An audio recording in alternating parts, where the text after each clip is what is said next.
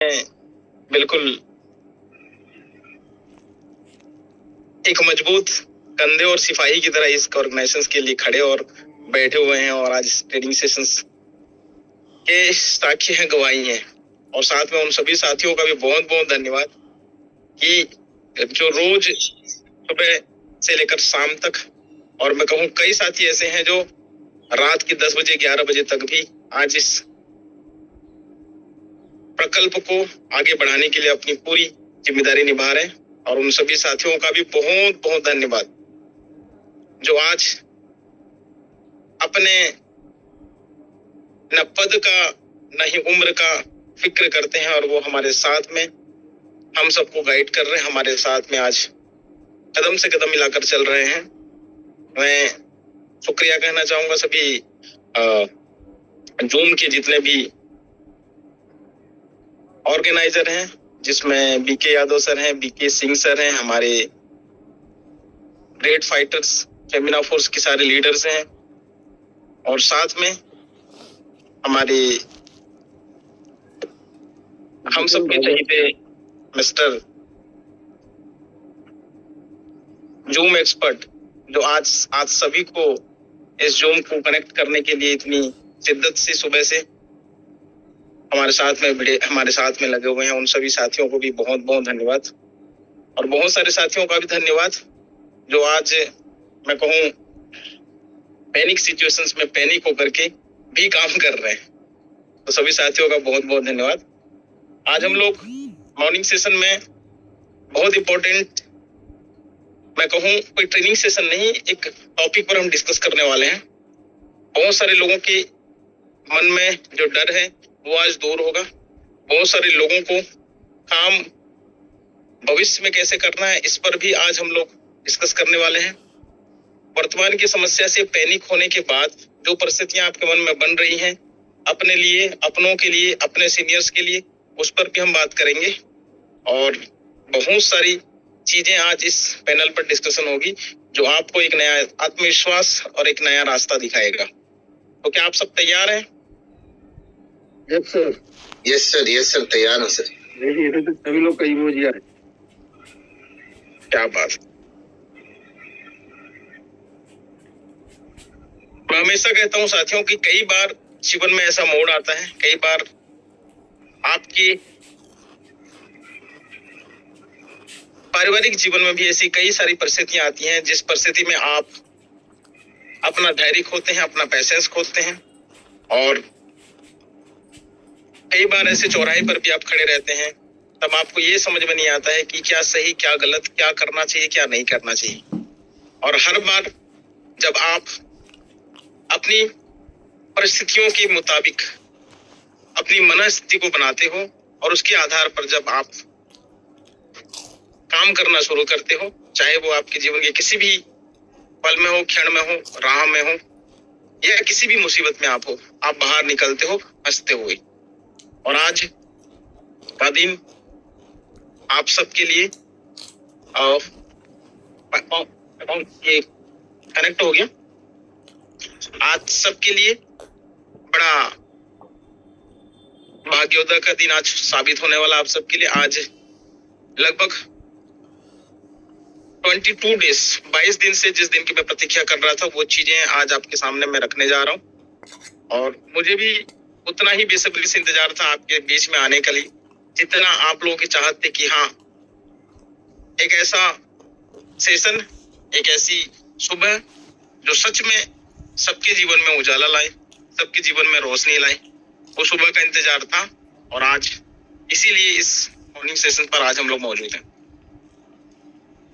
मुझे पता है इस मॉर्निंग सेशन में लगभग आज 1000 लोग हैं, और चूंकि ये सेशन लाइव नहीं है और न ही रिकॉर्डेड है, लेकिन इन हजारों लोगों के बीच में आज का ये सेशंस, मुझे नहीं पता कितने लोग इस सेशंस में नए हैं, बट मैं आप सभी साथियों को ये विश्वास और भरोसा दिलाता हूं कि आज के सेशंस के बाद आपको काम करने में भी मजा आएगा, आपको इस प्रोजेक्ट को लोगों को शेयर करने में भी मजा आएगा, आपको इस प्रोजेक्ट को लेकर के मन में जो दुविधा, जो भ्रम है, वो भी आज दूर होगी।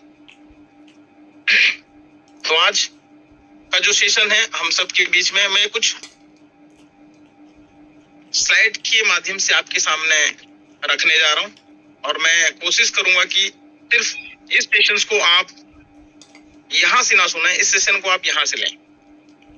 और जब आप कोई भी एजुकेशन ज्ञान, कोई भी सीखने की बात जब आप दिल से ग्रहण करते हो, जब आत्मसात करते हो, तभी वो आपके जीवन में फलीभूत होता है, यानी रिजल्ट देता है।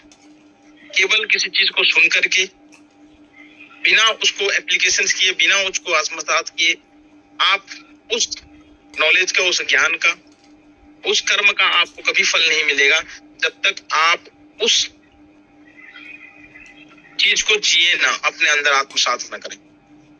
और जिन साथियों के बीच में आज मुझे दोबारा कई दिनों के बाद मौका मिला है बोलने का, कई लोगों के सवालों के जवाब के रूप में आज इस मॉर्निंग सेशंस का हमने आगाज किया था आज से 2 साल पहले कि एक ऐसा सेशन होगा, एक ऐसी सुबह होगी कि हम लोग सुबह रोज इस सेशन पर उठेंगे, बैठेंगे, इस सेशन पर लोगों को हम बुलाएंगे, उनके साथ उनके समस्याओं की बात करेंगे, समस्याओं की बात करते करते उनके सॉल्यूशन पर बात करेंगे और सिर्फ बात ही नहीं करेंगे बल्कि समस्याओं का समाधान भी हम करेंगे।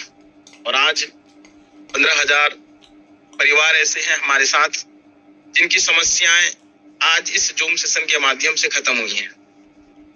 लोग कहते हैं कि इंसान तो अपने पचड़े में ही पूरी जिंदगी खत्म कर देता है, अपने पारिवारिक जीवन में ही अपनी समस्याओं का समाधान करने में ही पूरी जीवन लगा देता है और कई बार इस जीवन की ही लीला खत्म समाप्त हो जाती है बिना समस्याओं से बाहर निकले। लेकिन मुझे बड़ा गर्व है कि आज हजारों परिवार के जीवन में आर्थिक समस्याओं का समाधान हम कर पाए हैं। हजारों परिवार के जीवन की आर्थिक समस्याओं का समाधान आपने दिया है। और आज जिन लोगों के साथ भी आज हम इस जूम सेशन में कनेक्ट हुए, जो आज पिछले 6 महीने, साल भर, 2 साल से जो कनेक्ट हैं, उनके जीवन में आर्थिक समस्याएं खत्म हो गई हैं। और आर्थिक समस्याओं से जुड़ी है आपके जीवन की बहुत सारी और भी, चाहे वो पारिवारिक समस्या हो, चाहे वो सामाजिक समस्या हो, चाहे और भी आपके जीवन की अलग अलग समस्याओं का समाधान का मूल आधार पैसा ही होता है। मूल आधार आर्थिक मजबूती होती है, जो लगभग इस प्रोजेक्ट ने, इस प्रकल्प ने आज हमको उस समस्या से बाहर निकलने का प्रयास किया। तो मैं चाहूंगा इस सेशन को आप आत्मसात करें, आज सेशन को आप ग्रहण करें और न सिर्फ सुने बल्कि इसको समझने का भी प्रयास करें। आज मैं किसी प्रोजेक्ट को लेकर के डिस्कस नहीं करने वाला हूं। आज मैं आपके साथ में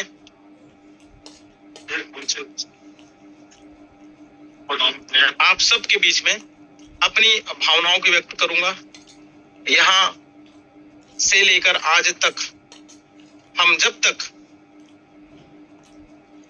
इस सेशंस को पिछले आधा घंटा, नेक्स्ट हाफ एन आवर तक जब तक हम समझे ना, तब तक प्लीज मेरा रिक्वेस्ट है आप लोग धैर्य जरूर बना के रखें। मुझे पता है कि बहुत सारे लोग इस सेशन का इंतजार कर रहे थे कि सर हमें बहुत सारी न्यू अपडेट्स मिलेंगी, हमें बहुत सारी न्यू चीजें की सच्चाई और उसके बारे में जानने का मौका मिलेगा। तो आज इस सेशन पर आज वो सारी चीजें आज हम लोग डिस्कस करने वाले हैं, जिससे आपके जीवन में उजाला आएगा, आपके जीवन में फिर से एक नई सुबह आएगी।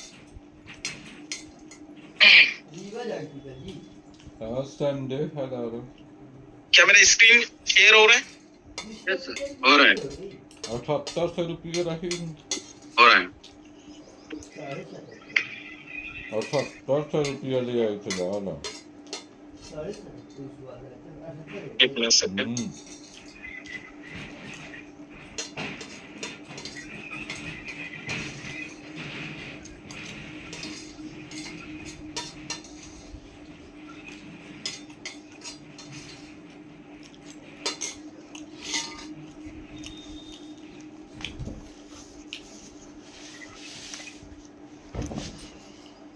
Is it visible? Yes sir, visible है सर। सबसे पहले मैं जानना चाहूंगा जिन साथियों के साथ आज हम लोग डिस्कस कर रहे हैं, जिन 1000 लोगों के साथ में इस जूम सेशन में आज मौजूद हैं, क्या कोई ऐसा शख्स होगा जिसके जीवन में समस्याएं नहीं आई होंगी? क्या ऐसा संभव है? No sir. संभव नहीं। मैं हमेशा कहता हूं साथियों कि हर समस्या का हल होता है और आज नहीं तो कल होता है। जब आपके जीवन में समस्याएं आती हैं, उस समस्या पर आपका रिएक्शंस क्या होता है, उस समस्या पर आप किस तरह से अपने विचार बनाते हैं और उस समस्या के ऊपर में आप किस तरह से प्रक्रिया या रिएक्शंस करते हैं, ये आपकी बुद्धिमत्ता, ये आपकी विचार शक्ति और ये आपके कौशल्य और ये आपकी सूझबूझ का ही नतीजा होता है। आज इस सेशन में मैं बात करूंगा the art of the comeback. हाँ, जब भी आपके जीवन में समस्या हो, चाहे वो किसी भी क्षेत्र में हो, अगर समस्याओं के समाधान पर आप विचार करेंगे तो हर समस्या का हल जरूर निकलता है। अगर आप समस्या से डर जाएंगे तो समस्या का रूप और बड़ा और बड़ा और बड़ा होता है। इसीलिए किसी ने खूब कहा है कि जब जब आपके जीवन में विपरीत परिस्थितियां आ जाएं तो आप अपनी मनस्थिति को कंट्रोल करिए, आप अपने विचारधाराओं पर आप काबू पाइए, आप अपनी सोच पर नियंत्रण रखिए और जब आप नियंत्रित होकर के आप व्यवहार करेंगे तो आप आसानी से उस समस्या से बाहर निकल जाएंगे। अगर आप ये करने की क्षमता नहीं रखते हैं तो समस्याएं आप पर हावी होंगी और आपका जीवन उस समस्याओं के गिराव में आकर के पूरी तरह से खत्म हो जाएगा, समाप्त हो जाएगा, नेस्तनाबूद हो जाएगा और आप अपने जीवन में प्रगति तो छोड़िए, उस समस्या से निकलने की कोशिश भी आप नहीं कर पाएंगे। तो अगर आप चाहते हैं कि ये कला आपको सीखना है तो स्वागत है आज के सेशन पर, the art of the comeback. साथियों, आज की सेशन की शुरुआत एक छोटी सी मैं स्टोरी से आप सबको लेकर चलूंगा कि इस स्टोरी को आप समझें और जब ये कहानी आपके जीवन को सीख देगी, कौन सी सीख, समस्याओं से बाहर निकलने का तरीका, और ये भी सीख देगी कि जब भी आप किसी भी व्यक्ति, वस्तु या किसी भी चीज के बारे में आप जैसा आप सोचोगे आपके साथ बिल्कुल वही वैसा होने लगता है। जिन भी साथियों ने द सीक्रेट किताब पढ़ी होगी उन्होंने 3 रहस्य के बारे में जरूर सुना होगा और उसको पढ़ा भी होगा और इसको कहा जाता है आस्क, बिलीव, कनेक्ट। जैसा आप अपने अंतर्मन में, अपने जहन में सवाल करेंगे, उसी सवालों के आधार पर आपकी मनस्थिति में विचार बनेगा और जैसे आपके विचार बनेंगे वैसे ही आपकी क्रियाविधि यानी कार्य करने की योग्यता और कार्य करने का कल्प आपके सामने आएगा। इंसान वही करता है जैसे उसके विचार होते हैं और जैसे उसके विचार होते हैं ठीक उसी के आधार पर उसकी सोच और क्षमता होती है। अगर आप नेगेटिव माइंडसेट के साथ में रात्रि में विश्राम और सोने की जाएंगे तो ऐसा 100% हुआ कि आपको निद्रा काल में भी, सोते समय में भी आपकी मनस्थिति नेगेटिव रहेगी और सपने भी आपको नेगेटिव आएंगे। जब आप सोने से पहले अच्छे विचारों के साथ सोने जाते हैं, अच्छी सोच के साथ सोने जाते हैं तो सपने भी आपको अच्छे आते हैं और सपने भी आपको सुख देते हैं। ये सारा खेल आपके विचारों का है। एक बार यमराज ने एक यमदूत को भेजा कि जाओ, एक स्त्री का प्राण हरण करना था, एक प्राण लेना था, उनके जीवन का अंतिम काल आ गया था।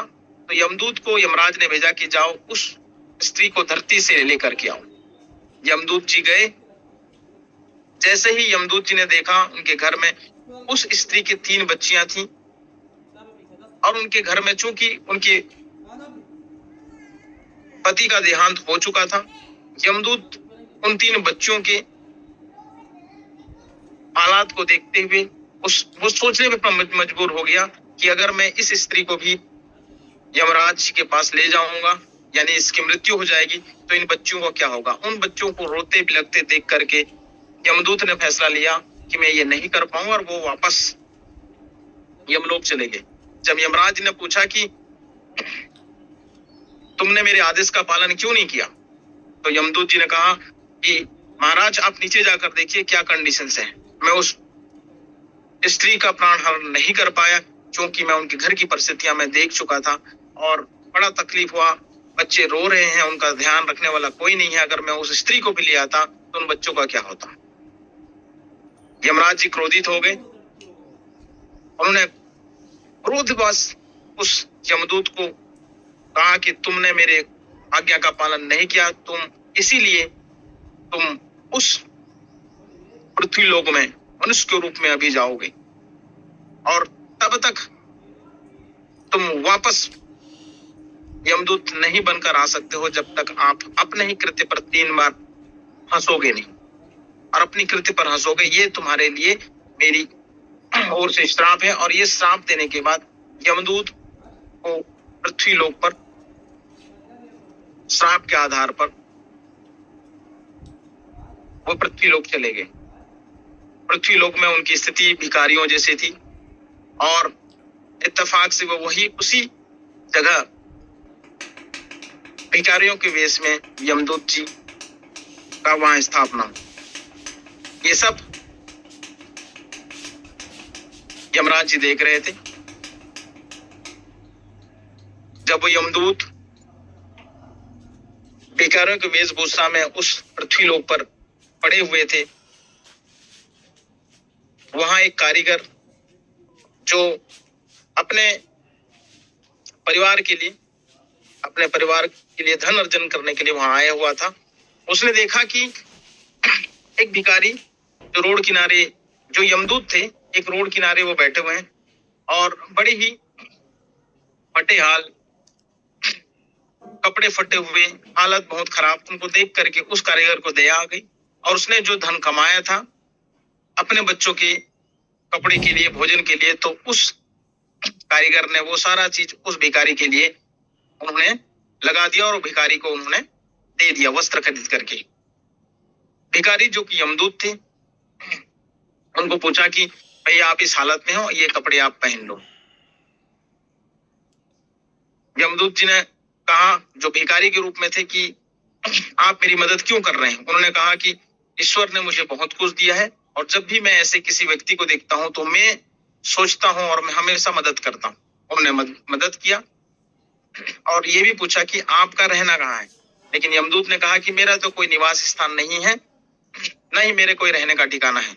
इस बात को सुन करके वो कारीगर उनको अपने साथ लेकर चले गए, और रास्ते में कहा कि देखो भाई, मैं तुमको अपने साथ लेकर जा रहा हूं, लेकिन हमारी जो घर की मुखिया है, यानी घर की जो होम मिनिस्टर है, वो बहुत नाराज होगी आपके ऊपर में। इसलिए नाराज होगी क्योंकि मैंने अपने कमाए हुए पैसे पर आपके लिए कपड़े और वस्त्र खरीद दिए, घर के लिए मैं कुछ लेकर नहीं जा रहा। तो थोड़ा सा आप सह लेना, थोड़ा सा आप सुन लेना। और हुआ भी ऐसा ही। जैसे ही वो यमदूत जो भिखारी के रूप में तो उनको जब लेकर गए वो कारीगर अपने घर, तो उनकी जो गृहिणी थी, उनकी जो भारिया थी, वो बहुत नाराज हुई, और नाराज होकर के खरी खोटी सुनाने लगी।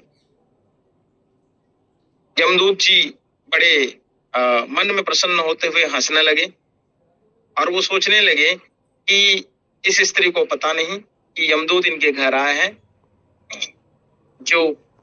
और आप इस मेरे घर आने से इनके घर में धन संपदा सब कुछ परिपूर्ण हो जाएगा, लेकिन आज ये चंद कपड़ों के लिए अपने पति से लड़ाई लड़ रही है, इस स्त्री को पता नहीं है। जब वो हंसने लगे तो कारीगर ने पूछा कि आप इस तरह से हंस क्यों रहे हैं। तो उन्होंने कहा कि अभी मैं आपको समय आने पर बताऊंगा कि मैं अपने कृत्य पर क्यों हंस रहा हूं। साथियों, जब वो यमदूत उनके घर में रहा, तो चूंकि वो कारीगर जो है चमड़े का व्यापारी था, लोगों के लिए जूते चप्पल बनाता था, तो वो काम भी वो सीखने लगा और वो करने लगा। जगह वो जिस राज्य में वो रहते थे वहां एक प्रथा थी कि जो भी व्यक्ति मरने वाला रहता था उसके लिए चप्पल बनाए जाते थे और वहां सामान्य व्यक्तियों के लिए जूते बनाए जाते थे। तो उनको आदेश मिला राजा के लिए जूता बनाना है। वो कारीगर जो यमदूत के रूप में थे उनको आदेश मिला वो जूता बनाने के लिए कि चमड़ा उतने ही घर में था जितना है जिसमें से एक जूता या एक चप्पल बन सकता था। क्योंकि यमदूत को पता था कि राजा की मृत्यु होने वाली है तो उन्होंने चप्पल बनाया। चप्पल जैसे ही उनका तैयार हुआ तो उस घर का जो कारीगर था वो बहुत क्रोधित हुआ और यमदूत को चिल्लाने लगा कि भाई मैंने तुमको चप्पल बनाने के लिए बोला था, मैंने तुमको जूते बनाने के लिए बोला था और तुमने चप्पल कैसे बना दिया। इसी बात पर गहमागहमी और इसी बात पर क्रोध आ रहा था। उसी समय राजा का दरबारी आया और वो हाँफते हाँफते बोला कि कारीगर क्या तुमने उस चमड़े से जूते तो नहीं बना लिए? मुझे चप्पल बनवाना था। जब इस बात को सुन करके उन्होंने आश्चर्य से कहा कि भाई राजा के लिए तो जूते बनाने थे। कारीगर ने कहा तो दरबारी ने कहा नहीं नहीं महोदय, कारीगर को कहते हुए उन्होंने कहा कि उस चमड़े से चप्पल बनाने हैं क्योंकि राजा की मृत्यु हो चुकी है। इस बात को सुन करके वो कारीगर यमदूत की भी तारीफ करा और कहा कि आपको कैसे पता कि राजा के लिए चप्पल बनाने थे? क्योंकि यमदूत को सारे चीज पता था। यमदूत जी हंसने लगे, मुस्कुराने लगे अपने कृत्य पर। जैसा कि यमराज ने कहा था कि जब तक तुम अपने कृत्य पर 3 बार नहीं हंसोगे तब तक तुम्हें दोबारा यमलोक आने का मौका नहीं मिलेगा। उसी समय 3 स्त्रियां उस कारीगर के घर में आते हैं एक बूढ़ी औरत के साथ और वो अपने लिए कुछ सैंडल्स, कुछ जूते बनाने का प्रस्ताव लेकर के आते हैं। और जैसे ही वो यमदूत जो कारीगर के रूप में वहां बैठा था, जब वो कारीगर के रूप में वहां बैठा था तो उन्होंने देखा कि 3 स्त्रियां उनके यहाँ जूते और अपने लिए आभूषण जो पैर में पहनने वाले जूते और चप्पल बनाने आए हैं। तो उन्होंने कहा कि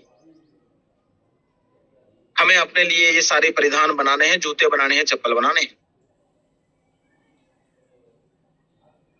जैसे ही यमदूत ने पूछा कि ये लड़कियां कौन है, ये स्त्रियां कौन है, तो वहां साथ में जो बूढ़ी औरत थी उसने कहा कि बेटा ये हमारे ही पड़ोस में रहने वाली 3 जो स्त्रियां हैं जो मेरी बेटी हैं आज, ये पहले एक ऐसे परिवार में थे जो बहुत ही गरीब था, बहुत ही निहाल परिवार था। उसके पिताजी का देहांत पहले से हो चुका था और माताजी का देहांत होने के बाद इन तीनों को मैंने संभाला। क्योंकि वो जो बूढ़ी औरत थी बहुत धन धान्य से संपन्न थी, बस उसका कोई वारिस नहीं था। जैसे ही इनके माताजी का देहांत हुआ उन तीनों लड़कियों को उस बूढ़ी औरत ने पाला। यमदूत जी को याद आया कि हाँ ये वही महिला थी जिनका मैं प्राण हरण करने आया था, जिनका मैं प्राण लेने आया था। मैं ले नहीं पाया, लेकिन हाँ इन तीनों बच्चियों के जीवन में सुख समृद्धि थी, एक अच्छे बड़े परिवार में पलने का सौभाग्य था।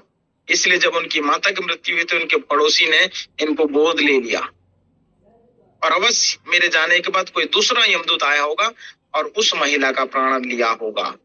इन चीजों को देखते हुए वो बड़े जोर से और हंसने लगे अपने कृत्य पर और उनका एहसास हुआ कि जो कुछ भी ऊपर वाला रचता है ना उसके पीछे जरूर कोई वजह होती है, जरूर कोई कारण होता है और हर बुरी परिस्थितियों के पीछे में कुछ न कुछ अच्छा होता है। बस उसको देखने का तरीका, उसको समझने का तरीका और उस चीज को महसूस करने का हमारे अंदर में वो हुनर, वो ताकत, वो जिगर या मैं कहूं वो दूरदृष्टि नहीं होती है, जिसकी वजह से हमें समस्या केवल समस्या दिखती है, हमें समाधान कभी दिखता ही नहीं है। इसलिए मैं फिर से कहूंगा कि हर समस्या का हल होता है, आज नहीं तो कल होता है।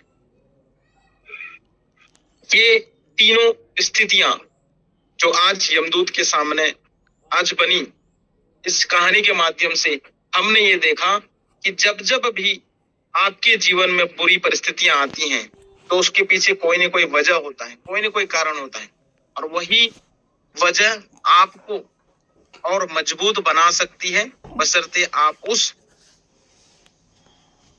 चीजों को देखने और सोचने का नजरिया बदलो।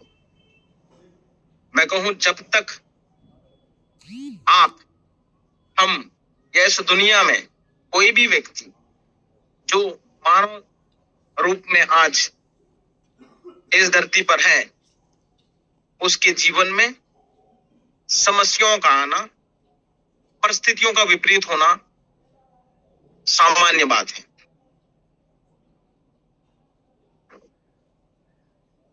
दुनिया में वो व्यक्ति जिसके साथ कोई समस्या नहीं है, कोई भी उसके जीवन में प्रॉब्लम नहीं है, तो केवल वो वही व्यक्ति है जो आज इस दुनिया में नहीं है, यानी कि जो धरती में समा चुका है। अगर आपके पास सांसें चल रही है ना, तो समस्याओं का आना सामान्य है। और आज इसीलिए इस सेशन के रूप में मैंने आप सबके लिए ये सेशन तैयार किया है, जिसको मैंने नाम दिया है the art of the comeback. समस्या आए तो समस्या से डरो नहीं, बल्कि समस्याओं को फेस करते हुए आगे बढ़ो। जब जब आप समस्याओं से के सामने अपने समाधान को बड़ा रखोगे तो समस्याएं छोटी होने लगेंगी, और जब जब आप समस्या को देख करके डरने लगोगे तो समस्याएं छोटी होने की जगह पर और बड़ी होंगी, और एक दिन वो समस्या आपको पूरी तरह से निगल जाएगी। दुनिया में कितनी भी बड़ी समस्या हो, आप जब भी अपनी विचार शक्ति को अनियंत्रित रखोगे तो हमेशा आप समस्या के काबू में आ जाओगे, और जब जब आप उसको फेस करोगे, जब आप उसके सामने खड़े हो जाओगे, तो अपने आप समस्या छोटी होने लगेगी। ये सिर्फ व्यवसायिक जीवन क्षेत्र में नहीं होता है, ये आपके जीवन के पारिवारिक, नैतिक, आर्थिक, सामाजिक हर क्षेत्र में लागू होता है। अगर आज आप ये कर लेते हो तो आपके जीवन में जो पहला फेस आएगा, समस्याओं का कारण, समस्याओं से डरने की वजह और समस्याओं से निकलने के माध्यम पर आज हम लोग बात करने वाले हैं। इसलिए मैंने इसका पहला फेस का नाम दिया है द मोमेंट ऑफ क्लैरिटी। नीचे एक छोटा सा टैगलाइन लिखा है साथियों, when the fog of what went wrong clears living only the path of what to do next. कहने का तात्पर्य यह है, जब तक आप किसी समस्या को समस्या की दृष्टि से ना देखो तो वो समस्या समस्या नहीं होती है।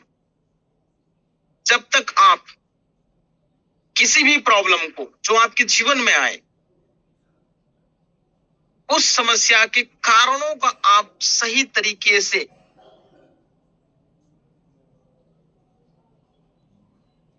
निदान न समझ लो, यानी उस समस्याओं की गहराई को आप न समझ लो, तो कभी भी वो समस्या नहीं होती है। कई बार आपके सामने आने वाले जो समस्या जो आपको दिखती है वो वास्तव में वैसा होता नहीं है।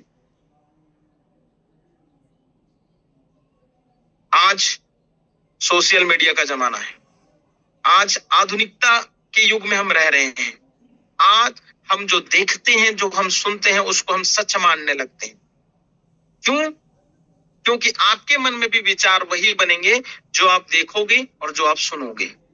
देखने का माध्यम आप सोशल मीडिया है, सुनने का माध्यम आप सोशल मीडिया, यूट्यूब है, न्यूज है, और आज इसी के आधार पर आज लोगों के विचार बनते हैं। बहुत कम लोग होते हैं जो अपने सुनी हुई बात, अपने देखी हुई बात के भी अंदर जाकर क्लैरिटी लेते हैं। और जब आपके जीवन में कोई भी समस्या आए तो उस समस्या के पीछे का सच जानने का जब आप प्रयास करोगे, यानी कि क्लैरिटी लोगे, तब जाकर के उस समस्या से सही तरीके से बाहर निकलने का आपको अवसर मिलेगा। दुख और तकलीफ हमको इस बात का है क्योंकि हमारा माइंड साइकोलॉजी इस तरह से डिजाइंड है कि हम सिर्फ देखे हुए सुने हुए बातों पर बिलीव करके अपनी विचारधारा बना लेते हैं और उस चीज के बारे में निर्णय भी ले लेते हैं। माइंड साइकोलॉजी कहता है एक सही विचार शक्ति जिसमें दुनिया के महज 2% लोग आते हैं, उनके विचारों के आधार पर एक सुंदर सा वाक्य जो मैं हमेशा कहता हूं कि success is not final, failure is not a fatal, it is the courage to continue that counts. Winston Churchill के बारे में आपने सुना होगा। उन्होंने कहा है कि कभी भी किसी जगह पर पहुंचना सफलता नहीं है, सफलता नहीं है। सफलता तो केवल एक रास्ता है, सफलता तो केवल एक राह है, सफलता तो केवल चलने का नाम है। और अगर आप अपने जीवन में एक सफल इंसान, एक सफल व्यक्ति बनना चाहते हो, तो जब तक आप अपने जीवन को, अपने जीवन की बागडोर को अपने हाथों में लेना नहीं सीखोगे, करेज के साथ समस्याओं का समाधान करने के लिए साहस नहीं जुटा पाओगे, तब तक आप जीवन में सफलता का स्वाद नहीं चख सकते। विंस्टन चर्चिल एक महान उपदेशक ही नहीं रहे, उन्होंने लोगों के जीवन में बदलाव लाए। वो कहते हैं कि अगर आपको अपने जीवन में आगे बढ़ना है, आपको अपने जीवन में सफल होना है, सफलता सिर्फ कोई मंजिल नहीं, ये हर पल हर क्षण आपके जीवन को आगे बढ़ाने के लिए आपकी साहस और आपके करेज को परखने का पैमाना है। जो व्यक्ति अपने जीवन में समस्याओं से डर के मुड़ करके भाग जाता है, वो जीवन में सफल होने के बाद भी कभी अपने लिए, अपनों के लिए कभी उदाहरण नहीं बन सकता है। समस्याओं से डरना हर व्यक्ति के लिए आज लाजमी है, लेकिन समस्याओं को फेस करके उसके समाधान के रूप में अपने और अपनों के लिए जब आप करेज के साथ में सामने आकर के उसको फेस करते हो, उनके कारणों का परीक्षण करते हो और उस पर जब आप काम करते हो, तब आप जीवन में वास्तविकता में अपने लिए और अपनों के लिए नया रास्ता और नई राह के साथ सफलता का रास्ता आप प्रशस्त करते हो। मैं हमेशा कहता हूं कि हर चीज को देखने का नजरिया सामने वाले के नजरिए के ऊपर डिपेंड करता है। हर परिस्थिति को देखने के हमेशा 2 पहलू होते हैं, एक पॉजिटिव और एक नेगेटिव। और आज मैं सिर्फ इस पर बात नहीं करूंगा, मैं दोनों चीजों पर बात करूंगा। जब आपके जीवन में समस्या आए तो आपको इस तरीके से समस्याओं को देखने का नजरिया बदलना है और कौन से ऐसी युक्ति है, कौन से ऐसे प्रयास है जिससे उस समस्या से बाहर निकलने का आपको रास्ता मिलेगा। इस पूरे फ्रेम में मैंने 2 चीजों को डिवाइड किया है, the strategic of framework, the setback and the setup. ये सिर्फ आपके जीवन को बेहतर ही नहीं बनाएगा, बल्कि आपको एक मजबूत और सख्त इंसान भी बनाएगा अगर आपने इस स्ट्रेटेजी को समझ लिया।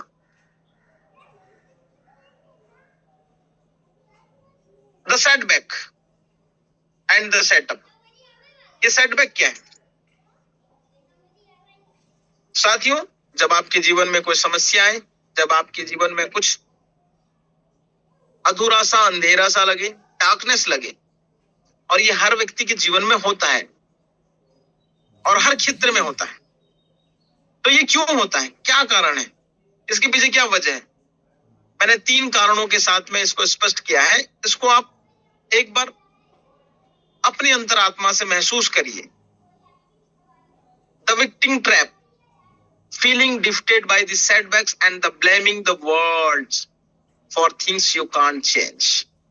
जब आपके जीवन में कई सारी प्रक्रियाएं ऐसी होंगी जो आपकी कंट्रोल में नहीं होंगी, जो आपके हाथ में नहीं होंगी, जो आपको हारा हुआ महसूस कराएंगी, जो आपको दुनिया से पीछे धकेल देंगी आपके रास्ते से, और ये आपके जीवन में समस्याओं का एक ट्रैप बना देंगी। और ये हर व्यक्ति के जीवन में होता है, हर सक्सेसफुल इंसान के जीवन में होता है, हर व्यवसायी के व्यवसाय में होता है, हर मनुष्य जीवन में जन्म लेने वाले व्यक्ति के जीवन में होता है। आप कभी ये मत समझना कि मानव जीवन में आपके पास समस्याएं नहीं आएंगी। छोटे इंसान के साथ छोटी समस्याएं, बड़े इंसान के साथ बड़ी समस्याएं, और बड़े इंसान के साथ और बड़ी समस्याएं। जैसे जैसे व्यक्ति का स्तर होता है वैसे वैसे व्यक्ति के स्तर के आधार पर ईश्वर आपके जीवन में समस्याओं का चुनाव भी करता है और ये देखता है कि आपके अंदर में उस समस्या से निकलने का हुनर या काबिलियत है या नहीं। तो ये आपके जीवन में भी होगा, मेरे जीवन में भी होगा, हम सबके जीवन में होगा। कई बार हम ऐसे ट्रैप में फंसेंगे जहां से हमको चारों तरफ अंधेरा दिखे,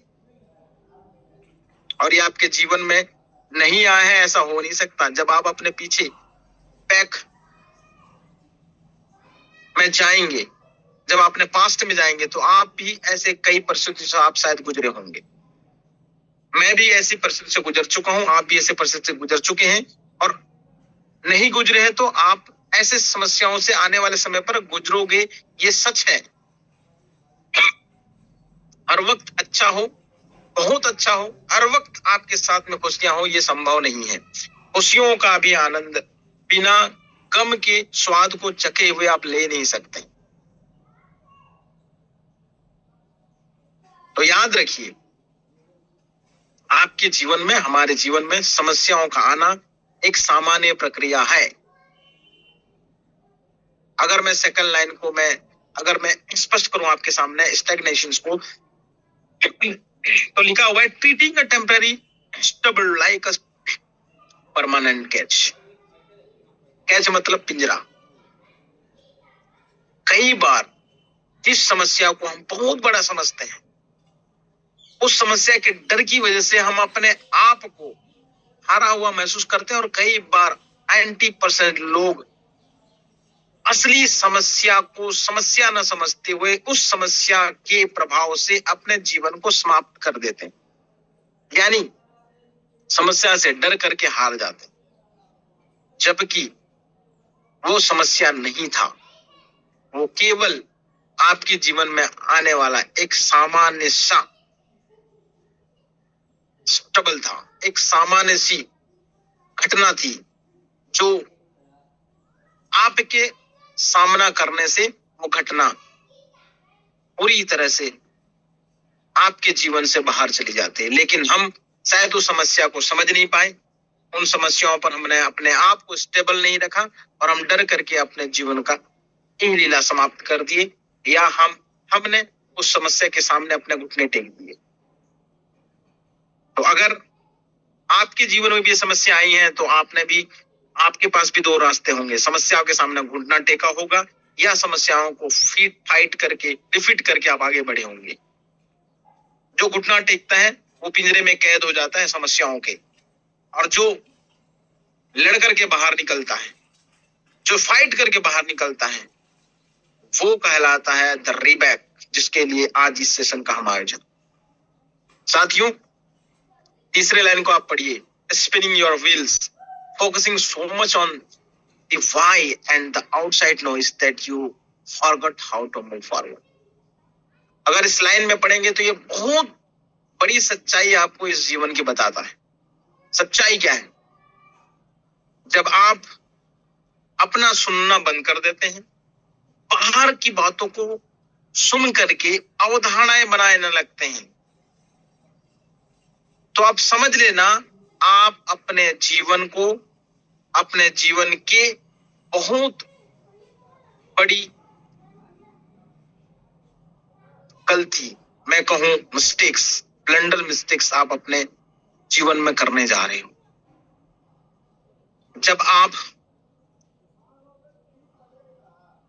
इस समाज में किसी भी व्यक्ति विशेष वस्तु के बारे में घटनाएं अवधारणाएं आप सुनते हो और उस सुनने के आधार पर जब अवधारणा आपके मन में बन जाती है, बिना सच जाने, बिना सच का मैं कहूं एनालिसिस या सच्चाई को परखे बिना जब आप उन अवधारणाओं के साथ में जीने लगते हो तो आप अपने जीवन में बहुत पीछे वापस चले जाते हो और ये हर व्यक्ति के जीवन में होता है। आज में हम अपनी ही घटनाओं की मैं बात करूं तो बहुत सारे लोग 99.9% जो मुझे इस जूम में सुन रहे हैं, जो इस जूम से बाहर है 80,000-82,000 लोग, उनमें से मैं कहूं 99.9% लोगों ने आउटसाइडर नॉइस, बाहर की बातों को सुन करके अवधारणाएं बना चुके थे। और अवधारणाएं कैसे? नेगेटिव। वही नेगेटिव अवधारणा की वजह से आज वो अपने आप को पीछे धकेल दिए, बहुत पीछे धकेल दिए। और मुझे लगता है कि शायद अगर ये सेटबैक की सेशंस, अगर ये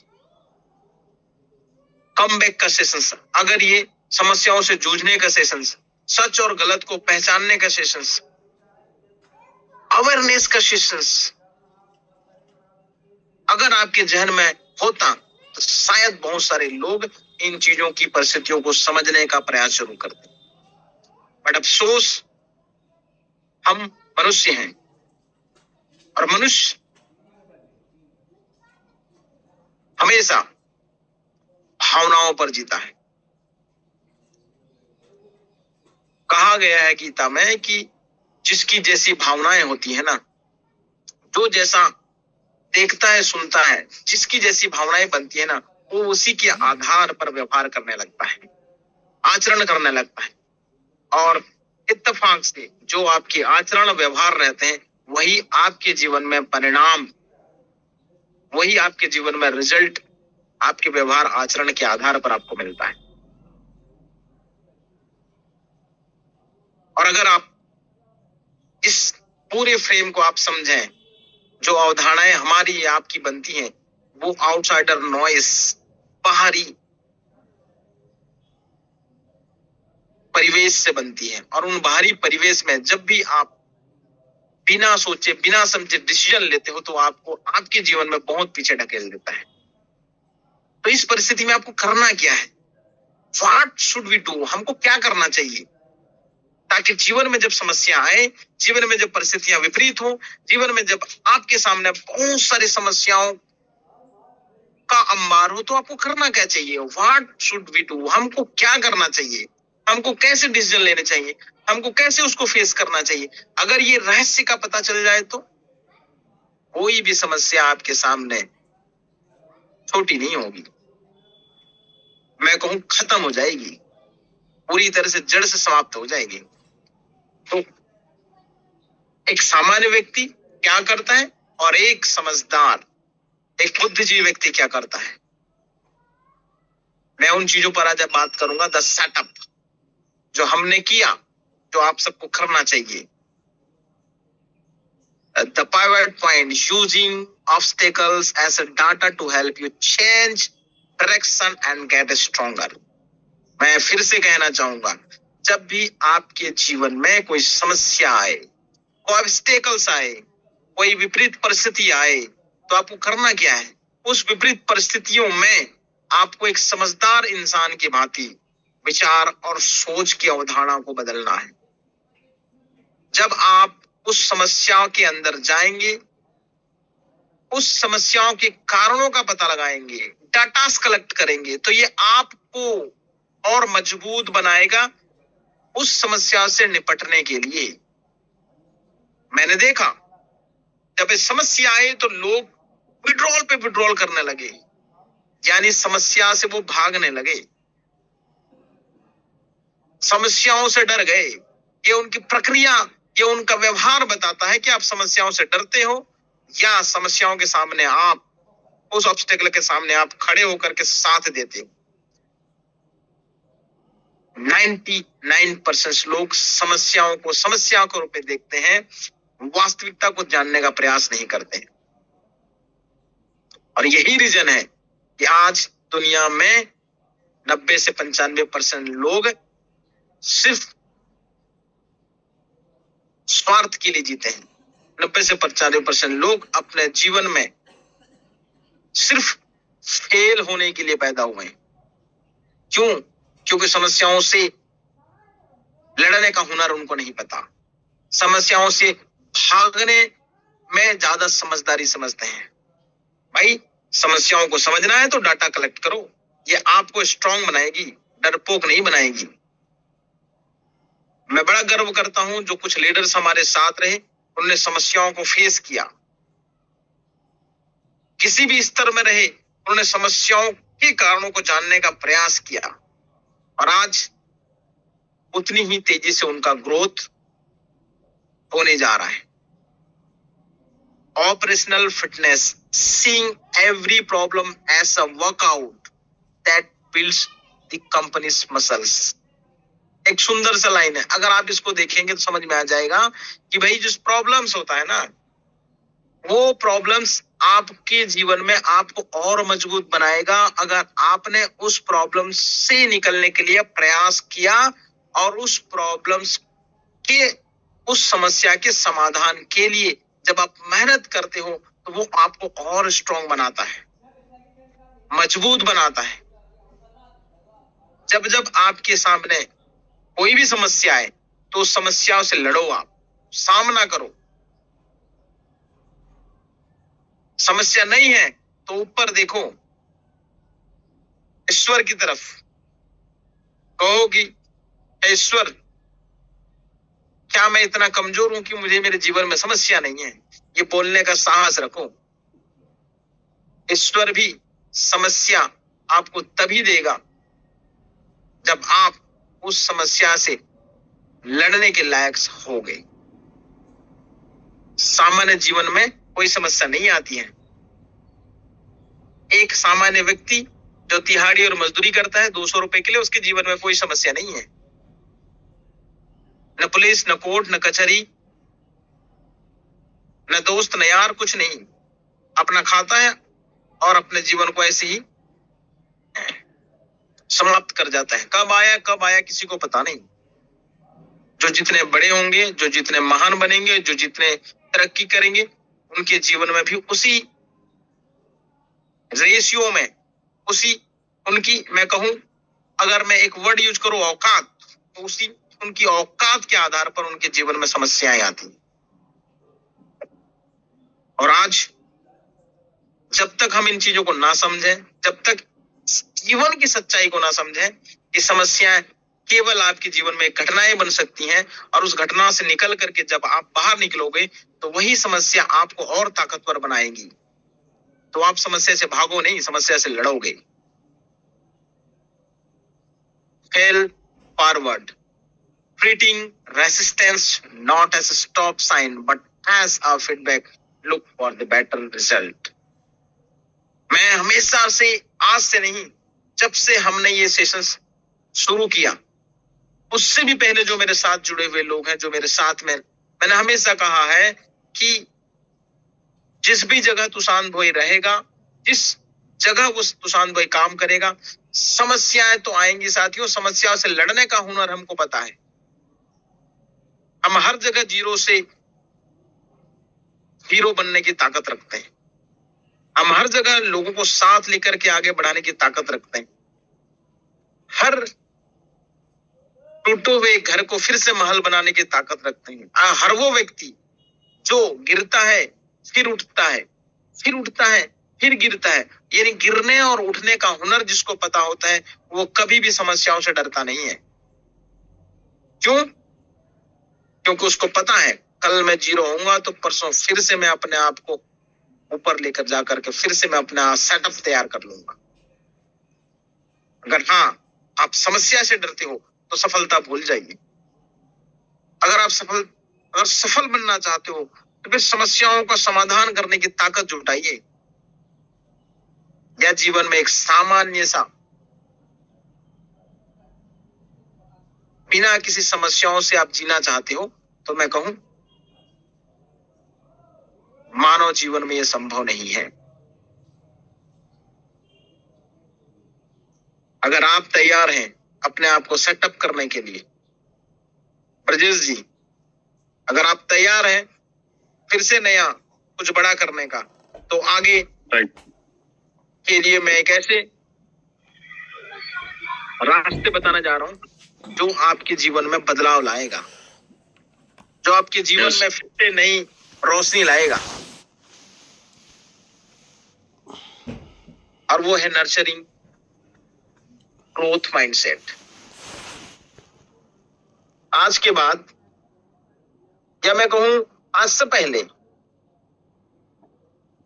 जो भी आपके जीवन में घटनाएं, दुर्घटनाएं, जो भी आपके जीवन में माइंडसेट में अवधारणाएं बनी हैं, वो कहां से बनी हैं?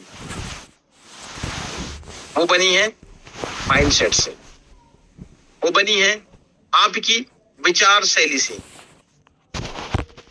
जिस इंसान ने अपने माइंडसेट को जिस तरीके से आदेशित किया, वो व्यक्ति वैसा ही बना है। माइंडसेट यानी कि हमारी विचार शक्ति, सोचने की क्षमता, समस्याओं से व्यवहार करने की कौशल्यता, ये आपके अंदर कब आएगी? ये कब आएगी? जब आप समस्या में पड़ोगे। समस्या आपको मजबूत बनाती है, समस्या आपको और ताकतवर बनाती है, और आपके माइंडसेट को और मजबूत बनाती है। मैं हमेशा कहता हूं कि ड्राइविंग प्रोग्रेस माइंडसेट आपके जीवन को और तेजी से सफल बनाने के लिए आगे लेकर के आएगी, बशर्ते आप इस अवधारणाओं को अपने जीवन में, अपने माइंडसेट में फलने दें, फूलने दें। जब तक आप समस्याओं का सामना नहीं करेंगे, आपकी मानसिक स्थिति मजबूत कभी नहीं होगी। मैं हमेशा अपने जितने भी साथी, हमेशा मैंने कहा है कि देखिए, हमेशा परिस्थिति एक नहीं होती है। हमेशा आपको सुख मिले ये जरूरी नहीं है, या जीवन में हमेशा दुख हो ये भी जरूरी नहीं है। दुख और सुख, अच्छा और बुरा, ये आपके जीवन का, मेरे जीवन का, इस मानव जगत में जन्म लेने वाले हर व्यक्ति का, चाहे वो खुद ईश्वर क्यों न हो, और मानव रूप में अगर उन्होंने अपने जीवन में इस पृथ्वी लोक में जन्म लिया है, तो उनके पास भी समस्या आएंगी और जाएंगी, प्रॉब्लम्स आएंगे और जाएंगे। जब प्रॉब्लम से प्रभु श्री राम नहीं बचे, जब प्रॉब्लम से, समस्याओं से जगत कर्ता श्री कृष्ण नहीं बचे, जब वो मानव जीवन में थे, तो क्या आपके जीवन में समस्या नहीं आएंगी? आएंगी, और आपको सामना करना पड़ेगा, आपको फेस करना पड़ेगा। आपको उस समस्या से बाहर निकलने के लिए आपकी काबिलियत आकी जाएगी। और अगर आप में हुनर है, अगर आप में कौशल्य है, अगर आप में ज्ञान है, अगर आप में काबिलियत है, तो आप हर समस्या से बाहर निकलेंगे, और उतनी ही मजबूती से बाहर निकलेंगे। जब आप अपने आप को किसी समस्या में गिरा हुआ देखते हैं, ब्रजेश जी को बहुत अच्छे से पता है, जब मेरे साथ में वो काम कर रहे थे। ब्रजेश जी, पिछले 15 साल से हम साथ में हैं, am I right? जी राइट। ये जो समस्याएं हैं, क्या 2018 में हमारे साथ नहीं हुई? 100% बात है। और क्या 3 महीने में हम बाहर नहीं निकले? बिल्कुल निकल गए। और बाहर निकल करके क्या हम और तेजी से दोबारा से हम कमबैक करके अपने जीवन को और बड़े मुकाम पर पहुंचाए या नहीं? बिल्कुल सही बात। ये इस समस्या से भी बड़ी समस्या हमारे जीवन में आ चुकी है। अगर आज 31 जुलाई 2018 का न्यूज़पेपर देखेंगे, और एक नहीं, दो नहीं, जितने भी न्यूज़पेपर में हैं, उन सारे न्यूज़पेपर में तुषार भोई का नाम आपको दिखेगा फोटो के साथ। राइट। एक नहीं, दो नहीं, 3 नहीं, 4 नहीं, 5 धाराओं के साथ। और ब्रजेश जी इसके लाइव गवाह हैं। यस। उन परिस्थितियों ने हमको कमजोर नहीं, मजबूत बनाया, सच्चाई दिखाई, आईना दिखाया। जब आप लोगों के प्रति, अपने प्रति, समाज के प्रति अच्छा करने जाते हो, अच्छा करते हो, किसी का किसी भी तरीके से आर्थिक नहीं, मानसिक नहीं, किसी प्रकार का आप नुकसान करते हो, तो ईश्वर भी देखता है कि आप सच के साथ हो। आपके साथ दुनिया को दिखेगा गलत है, लेकिन ना, अंत में भला तो सब भला, और आपके साथ अच्छा ही होगा। यस। और ये आज हम इस तरह की घटनाएं हम फेस कर रहे हैं, कोई बड़ी बात नहीं है। हम फेस कर चुके हैं, कोई बड़ी बात नहीं है। उन समस्याओं से निकल भी चुके हैं, कोई बड़ी बात नहीं है। उसने हमको मजबूत बनाया, बहुत स्ट्रांग बनाया। क्यों? क्योंकि माइंडसेट हमेशा हमारा माइंडसेट ग्रोथ माइंडसेट रहा, आगे बढ़ने की मानसिकता रही। हमेशा अपने आप को ड्राइव हमने अपने माइंडसेट पर किया, ना सोशल मीडिया के माइंडसेट पर, ना लोगों के माइंडसेट के आधार पर। एक सामान्य जिंदगी चाहिए, 2 वक्त की रोटी, दाल, रोटी, कपड़ा, मकान, तो आपके जीवन में समस्याएं भी नहीं आएंगी बड़ी, जो आज 80% लोग जी रहे हैं। यस। न वो खुद का, न वो समाज का, न वो अपने परिवार का ठीक से ध्यान रख पाते हैं। पूरी जिंदगी दाल रोटी कमाने में बीत जाती है। उनके जीवन में जैसी कोई समस्या नहीं होती है। यस। राइट। हाँ, मजे की बात है कि उनके जीवन का वजूद भी नहीं होता है, समाज में उनका कोई वर्चस्व, कोई पहचान भी नहीं होता है। समाज में छोड़िए, उनके परिवार के खानदान में, उनके वर्ग में, उनके खानदान में भी उनको पूछने वाला कोई नहीं रहता है। क्यों? क्योंकि जब आपकी समस्या, आपकी घरेलू समस्या, आपके परिवार में कोई समस्या में घिरा रहता है, जब आपको फोन करता है, जब आपसे बात करता है, तो आपके पास खुद अपने परिवार को देने के लिए कुछ नहीं होता है, तो दूसरों की मदद क्या करेंगे?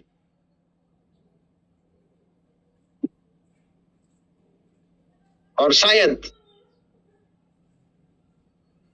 ऐसे 80% लोग जी रहे हैं जो अपने और अपने 2-3 लोगों के परिवार को, जीवन को अंतिम तक लेकर जाते हैं, लेकिन समाज और देश और अपने परिवार, अपने खुद खानदान के लोगों की मदद करने में वो सक्षम नहीं रहते हैं।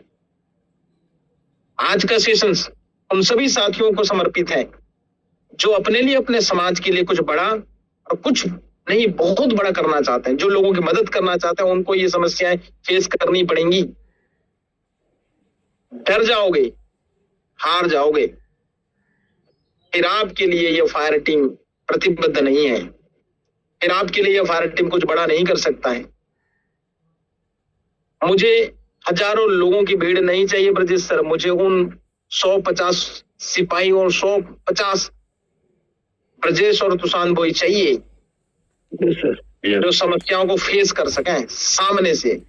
सल्यूट है ब्रजेश सर को कि इस समस्या पर ब्रजेश जैसा साथी मुझे कोई दूसरा नहीं दिखा है पूरे इस 15,000 की भीड़ में। ये मैं नहीं कह रहा हूं, ये आदरणीय हमारी ग्रेट महागुरु का कथन है। तो बड़े सौभाग्यशाली हो जो ब्रजेश सर की टीम में काम कर रहे हैं, और मुझे भी बड़ा गर्व होता है कि ब्रजेश सर के साथ मैं हूं। बड़ा गर्व होता है कि आज हमने ये साबित कर दिया कि सर हर परिस्थिति में जब आप हमारे जीवन में खुशियां ला रहे हो ना, आपकी वजह से हमारे जीवन में इतनी खुशियां आई है ना, उस खुशियों को हमने एंजॉय किया है, उस खुशियों को हमने अपने परिवार को वो खुशियां दी हैं। जब आपके ऊपर मुसीबत आए ना, तो उस मुसीबत को, उस दर्द को झेलने के लिए भी हम खड़े रहे। Yes, right. अफसोस लोग सुख के साथ तो रहे ब्रजेश जी, छोटी सी Right. मुसीबत आई तो लोगों ने पीठ दिखाना शुरू कर दिया। बेगाने साबित हो गए। मैं क्या कहूं, जब सब कुछ अच्छा था तो बहुत बढ़िया, थोड़ी सी विपरीत परिस्थिति आई तो सबसे पहले भागने वाले भी वही लोग थे। मैं कहूं ऐसे व्यक्ति का इस ऑर्गेनाइजेशन में कोई जगह नहीं है। ये स्थिति महीने 2 महीने में सामान्य नहीं होगी, बल्कि और तेजी से ग्रोथ करेगी। मैं उन व्यक्तियों को देख रहा हूं, सोच रहा हूं, जो 2% लोग थे हमारे साथ, जिन्होंने परिस्थितियां विपरीत होते ही अपना पेट दिखा दिया। मैं कहूं ऐसे लोगों के साथ में सुख में भी हमारा कोई योगदान नहीं होना चाहिए, और धिक्कार है ऐसे लोगों का। इस बारे मंच से कह रहा हूं कि जे लोग हमारे दुख में साथ ना हो तो वो हमारे सुख के साथी भी ना बने, बिल्कुल बिल्कुल बिल्कुल ना बने। स्पष्ट निर्देश कल की जूम मीटिंग में, जिनको भी आई ओपनली डिक्लेयर हमारे एथिक्स पर, हमारे वजूद पर, हमारे वर्किंग कल्चर पर, हमारे सच्चाई पर भरोसा नहीं, रिमूव बाय विड्रॉल लगा लें, फुल फाइनल विड्रॉल, और बैक ऑफ कर जाएं। किसी का ना 1 रुपया आज रुका ना रुकेगा। और उन लोगों को भी कह रहा हूं जो इस पैनिक सिचुएशंस में बहुत तेजी से विड्रॉल करके हमारे लिए समस्या खड़ा करना है। भाई 1 महीना ईएमआई नहीं जाएगी ना, 1 महीना अगर आप ईएमआई अपने घर से भर दोगे ना, या 1 महीना आप अपने लिए मैनेज कर लोगे ना, तो कोई छोटा नहीं बन जाओगे। हमने सिर्फ इस महीने की समय मांगी थी, लेकिन नहीं। अगर इस परिस्थिति में अगर आप साथ नहीं दे सकते ना, तो सुख की परिस्थिति में आपको हमारे साथ भागीदार होने का कोई कारण नहीं बनता है। इसलिए हमने समय दिया था, भाई do your full final withdrawal within 10 to 20 days we will remove the accounts, no need। बहुत सारे लोग परेशान थे, सर ओटीपी नहीं आ रहा है। ब्रजेश जी, भाई आपको थोड़ी पता है, सच्चाई थोड़ी जानते हो आप, कितना बड़ा साइबर अटैक हुआ था हमारी इस मालवेयर की वजह से। लोग बोलते हैं हमारा फंड सुरक्षित नहीं है। भाई अगर हमने हार्ड वॉलेट में पैसा रखा होता तो परसों आपके सारे पैसे गायब हो चुके होते। Yes. 1 लाख मालवेयर एक साथ अटैक हुआ था, साइबर अटैक। जो ओटीपी ईमेल पर नहीं आ रही थी, ऑटोमेटिक ईमेल, सारा सर्वर क्रैश हो चुका था, वो सारा आपके अकाउंट पर ऑटो विड्रॉल चला जाता और सारे अकाउंट साफ हो जाते हैं।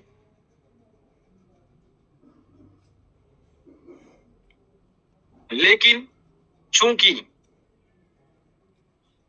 जिस बुद्धिमत्ता से, जिस चतुराई से, जिस माइंडसेट से और जिस ज्ञान और कौशल्य से, अनुभव से इस प्रोजेक्ट को निर्मित किया गया है, बनाया गया है, जहां सबसे पहली प्राथमिकता आपके कैपिटल की रखी गई है। Yes. भाई हम सबसे पहले कहते हैं कि आपका कैपिटल सेफ है, टेंशन न लेना इस चीज की। आज तक लोगों को ये भरोसा ही नहीं हुआ कि कैपिटल कैसे सेफ है। भाई कैपिटल सेफ होने का सबसे बड़ा उदाहरण, इस परिस्थितियों में आपको विड्रॉल जा रहे हैं, इस परिस्थिति में भी वेबसाइट एज इट इज काम कर रहा है, इस परिस्थिति में भी ट्रेड लग रही है। इससे अच्छा क्या मौका था वाइंड अप करने का प्रोजेक्ट को। आज हम तो बहुत छोटे प्रोजेक्ट हैं, मार्केट में बड़े बड़े प्रोजेक्ट हैं, 35,000, 40,000, 50,000 करोड़ के प्रोजेक्ट बंद हो गए। बंद नहीं हुए ब्रजेश जी? बिल्कुल बंद हो गए। चाहे वो क्रिप्टो का प्रोजेक्ट हो, चाहे फॉरेक्स प्रोजेक्ट हो। मैं अगर लिस्ट गिनाऊं तो शायद शाम तक खत्म ना हो। सही बात है। सर कौन से गवर्नमेंट ने, कौन से यूट्यूबर ने आपको पैसा दिला दिया? Tell me. जो लोग कहते हैं कि हम आपको पैसा दिलाएंगे, भाई कहाँ सोए हैं? क्यों नहीं जाते हैं? 35,000 करोड़ रुपए बोर्ड ब्लू लेके भाग गई। सीबुल्स 150 करोड़ रुपए छत्तीसगढ़ से लेकर भाग गई। भाई उनके पैसे दिलाओ। क्या गवर्नमेंट रिकवरी कर पाई? हेलो नहीं कर सकती है। नहीं भाई, गवर्नमेंट ने आरबीआई स्थापित 80 से ज्यादा बैंक पिछले 10 साल में बैंक करप्ट हुए, जहां एक नहीं, दो नहीं, मैं हजार नहीं, लाख करोड़ रुपए की संपत्ति लोगों के डूब गए। सर, जब वो रिकवर नहीं हुआ जो आरबीआई एफिलिएटेड था, हेलो, बाकी प्राइवेट चीजों की मैं बात ही ना करूं, क्या किसी के पैसे वापस आए?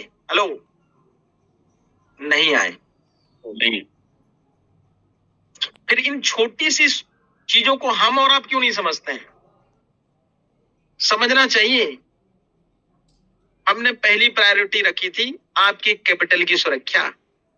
दूसरी और अहम चीज, हमने ये भी बोला था, हो सकता है किसी महीने आपको इनकम कम आए, 5% से कम भी हो सकता है किसी दिन ज्यादा है। एक हफ्ता भी नेगेटिव अगर चला जाता है तो लोगों के, मैं कहूं, हाजमे खराब हो जाते हैं। भाई एक हफ्ते के लिए भी पैसा हम नहीं रख पाते हैं। मैं कहूं, हमको इस महान प्रोजेक्ट का हिस्सा रहने का भी अधिकार नहीं। जो हमारी सोच के साथ, जो हमारी माइंडसेट के साथ और जो हमारी ईमानदारी के साथ भी शक करते हैं, तो उनको तो रहना ही नहीं चाहिए। बिल्कुल। हमने हर परिस्थिति में अपने लोगों का, अपने क्लाइंट्स का, अपने लीडर्स का ध्यान रखा और आगे भी रखेंगे। विपरीत परिस्थितियां 1 से 2 महीने में सामान्य हो जाती है। कितनी बड़ी समस्याएं हैं, 3 महीने का खेल होता है। क्यों? ये 3 महीने में क्या होने वाला है, मैं इस पर आप चर्चा करूंगा आगे नेक्स्ट स्लाइड पर। और जब इस पर हम बात करेंगे तो आपको नेक्स्ट 30 डेज, 30 to 60 डेज और 60 to 90 days, what will the process, क्या होगा और क्या होने वाला है, और ठीक 90 दिन के बाद आप इस प्रोजेक्ट को कहां देखोगे, ये सारी चीजें आज हम सिर्फ एक सिंपल सा स्लाइड पर हम डिस्कस करने वाले हैं। तैयार हैं? यस।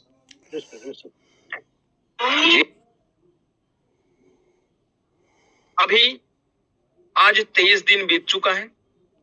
जिस परिस्थिति में आज हम थे, आज हम उस परिस्थिति से वापस रिबैक करने जा रहे हैं और हमारे पास तैयार है नेक्स्ट ऐसे 90 डेज, जहां पर हम 3 स्टैंड पर हम काम करने वाले हैं और काम कर रहे हैं पूरी तैयारी के साथ में।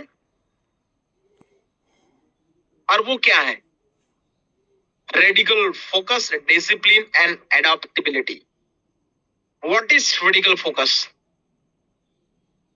Eliminate the noise, focus exclusively on the high leverage activities that drives immediate momentum and long-term values. आज के बाद, आज से हमारा फोकस हमारे काम पर होना चाहिए। जो भी आप नेगेटिविटी देख रहे हैं, सुन रहे हैं, वो धीरे धीरे रिमूव हो जाएगी। बहुत ज्यादा नहीं, सिर्फ 90 दिन के अंदर आप सारी नेगेटिविटी को आप सोशल मीडिया, न्यूज हेडिंग या आपके आसपास भी भटकने नहीं देंगे ब्रजेश जी। राइट, खत्म हो जाएंगे। कंप्लीट। और हो भी रहे हैं। अभी मैं कुछ लाइव आपको दिखाऊंगा कि हम यहां हमारी टीम किस तरह से काम कर रही है। जैसे ही ये स्लाइड खत्म होगा, जो मैंने अभी पॉइंट बोला, एलिमिनेट द नॉइज, इस पर मैं कुछ स्क्रीन शेयर करूंगा जो आपको लाइव दिखाएगा कि हम किस तरीके से हमारी फायर टीम काम कर रही है। बाहर के सारी गंदगी को साफ करने के लिए, यस, क्योंकि जब तक गंदगी साफ नहीं होती है ना, तब तक आपको काम करने का विचार पॉजिटिव नहीं करेगा। तो गंदगी तो साफ होगी, लेकिन हाँ, इस गंदगी को साफ करने के लिए आपने क्या कदम उठाया, या इस गंदगी पर आप लोगों को व्हाट्सएप में शेयर करके उस गंदगी को और फैलाने का काम कर रहे हैं। मैंने बहुत लोगों को ये देखा, जैसे ही नेगेटिव चीजें आई तो लोग एक दूसरे को शेयर करने लगे, पूछने लगे, कोई सीनियर को भेज रहा है, कोई जूनियर को भेज रहा है, कोई बाहर को भेज रहा है, कोई अंदर भेज रहा है। भाई, आपने समस्याओं को बढ़ाया है। कितने ऐसे साथी हैं जो इस पर समाधान पर काम किए हैं राजेश भाई? लगभग कुछ लोग 99% लोग जो है, लोगों ने गलत चीजें फैलाए हैं, अपने ही लोग फैलाए हैं। अपने ही लोगों ने उन चीजों को बढ़ावा दिया, लोगों को शेयर करके, लोगों पर चर्चा करके। जब आप किसी बात पर, किसी अफवाह पर चर्चा करते हो ना, तो वो कई बार, आप जब झूठ को बार बार बोलोगे ना, तो वो सच बन जाता है, याद रखिएगा। और यही मार्केट में, और यही आपके साथ, हमारे साथ हुआ है। किसी ने भी उस नेगेटिविटी को हटाने का प्रयास नहीं किया, उस नेगेटिविटी पर उसको एलिमिनेट करने का प्रयास नहीं किया। कुछ लोग, 0.1% लोग इस पर खरे उतरे, 99.9% लोग सिर्फ समस्याओं को बढ़ाने का प्रयास किया। और जब आपके जीवन में ये हो, याद रखिएगा, जब समस्या आया हो तो समस्या पर चर्चा करोगे ना, तो वो और बड़ा बनेगा। मैं ये आपके आम जीवन की बात कर रहा हूं, और आपके एक्टिविटी, आपके व्यवहार ही आपको आपकी समस्याओं से बाहर निकालेगा, आपकी सोच ही आपकी समस्या से बाहर निकालेगी। जब आपके जीवन में, आपके व्यक्तिगत जीवन में जब कोई समस्या आएगा ना, तो यही आदत बन जाएगी। समस्याओं पर आप विचार न करके उस पर डिस्कस करना शुरू कर दोगे, तो वो समस्या आपके व्यक्तिगत जीवन में भी बड़ी बन जाएंगी, याद रखिएगा। और जो ये समझता है कि समस्याओं पर सिर्फ डिस्कस नहीं करना, बल्कि उन पर विचार करके उनकी सच्चाई का परख, एनालिसिस करके जब आप उसके लिए समाधान के रूप में काम करोगे, तभी जाकर के उस समस्या से बाहर निकलोगे। और ये होगा एक प्रॉपर डिसिप्लिन से। Success is the collections of modest, unattractive, everyday routine carried out with unwavering consistency. Create a new routine from scratch. Discipline, discipline, discipline हमेशा हम बोलते हैं, हर बार डिसिप्लिन की हम बात करते हैं, लेकिन जब डिसिप्लिन यानी आपके जीवन का जो बेस है, जो आधार है, विपरीत परिस्थिति में आप कितने डिसिप्लिन हो, आप कितने नियंत्रित हो, ये आपकी समस्याओं से बाहर निकलने का माध्यम, जिसको आज तक हमने सिर्फ पढ़ा, जीवन में जिया नहीं। ये परिस्थितियों के बेस पर, परिस्थिति के आधार पर, परिस्थितियों के समय, चाहे विपरीत हो या ना हो, हर जगह जब आप अपने आप को डिसिप्लिन रखते हो ना, तब जाकर के आप उस समस्या से बाहर निकलते हो। आप सामान्य स्थिति में आप वेल डिसिप्लिन हो, परिस्थितियां खराब हुई, आपका डिसिप्लिन खराब हो जाता है, भाई कभी जिंदगी में आगे नहीं बढ़ोगे। अगर आप वाकई में डिसिप्लिन हो, तो विपरीत परिस्थितियों में भी अपने आप को स्टेबल रखना है, और यही आपकी एडेप्टेबिलिटी तय करेगी। The strongest are those who can pivot. We must be willing to let go of yesterday strategy to win tomorrow's battle. जब जब आप अपने आप को विपरीत परिस्थितियों में घिरा पाओगे, फंसा हुआ पाओगे, उन परिस्थितियों से निकलने के लिए, उन परिस्थितियों से बाहर जाने के लिए आपके अंदर ही, आपके जहम में ही वो ताकत है जो आपको उस प्रॉब्लम से बाहर निकाल सकती है, बशर्ते उस परिस्थिति को आप अडॉप्ट करना सीखो, ग्रहण करना सीखो। और जब आप उस परिस्थिति को अडॉप्ट करोगे, स्वीकार करोगे, तो आप उस विपरीत परिस्थिति से बाहर निकलने का योग्यता आपके अंदर आएगा। अगर आप एक्सेप्ट नहीं करोगे, यस ये समस्या है, इस समस्या से मुझे बाहर निकलना है, तब तक आपके विचार नहीं बनेंगे, उस समस्या से बाहर निकलने की जो योग्यता आपके अंदर नहीं आएगी। और आज बड़े गर्व से मैं कहता हूं कि आज हम समस्याओं में आए, अब भगवान करे ये समस्याएं आने के बाद हमने इस समस्या से निपटे और इस समस्या से बाहर निकलने का हमने प्रयास किया। नहीं जानी महंगा हो गया। ये हुआ क्यों, ये कैसे हुआ? आपने अगर द लॉ ऑफ वेलोसिटी पढ़ा होगा या सुना होगा या अपने जीवन में कभी महसूस किया होगा, तो आप सोचिए, जब बड़ी से बड़ी समस्याएं आप आसानी से कैसे हल कर सकते हो? जब आप अपने आप को इस काबिल बना लेते हो कि हर दिन आप कोशिश करते हो कि अपने आप को 1% ग्रोथ, 1% एक्सपीरियंस, 1% रोज में ग्रोथ में करो हर वर्ग में। तो जब आप साल के अंत में जाएंगे तो आपके अंदर 365 दिनों में 365 गुना वृद्धि होगा। और जब ये 365 गुना वृद्धि आपके मस्तिष्क का, आपके ज्ञान के, आपके अनुभव का होगा ना, तो आप आज से 37 गुना ज्यादा ताकतवर बन जाओगे। अब क्या आप अपने आप को रोज 1% की ग्रोथ के लिए तैयार रखना चाहते हो या करते हो? माइंडसेट का ग्रोथ केवल एकेडमिक एजुकेशन से नहीं होता है। माइंडसेट की परिपक्वता केवल एकेडमिक से नहीं होती है, वो अनुभव के आधार पर आपको मजबूत बनाता है। जब परिस्थितियां आपके विपरीत हो और परिस्थितियों से लड़ने का आपके पास में हुनर हो, ज्ञान हो, तो धीरे धीरे आप और मजबूत बनते हो। साल में 37% का ग्रोथ कब आता है इंसान में? जब वो 37 प्रकार की परिस्थितियों से बाहर निकलता है। और हर बार जब भी वो बाहर निकलता है तो वो अपने आप को और मजबूत करता है। जो हमारे आदरणीय जतिन सर के पास ये काबिलियत है, जो आज मुझे सुन पा रहे हैं, हर वो व्यक्ति अगर ये महसूस करें कि मैं भी हर समस्या से समाधान के रूप में देख करके उससे आगे निकलना चाहता हूं, तो बस ये धारणा बना ली तो दुनिया में कोई समस्या बड़ी नहीं है, आप हर समस्या से बाहर निकल सकते हो। क्यों? क्योंकि इस कर्म को आप समझो, इस सच्चाई को आप समझो, ये हर व्यक्ति के जीवन में एक नेचुरल प्रक्रिया है, द ट्रांसफॉर्मेशन कर्व।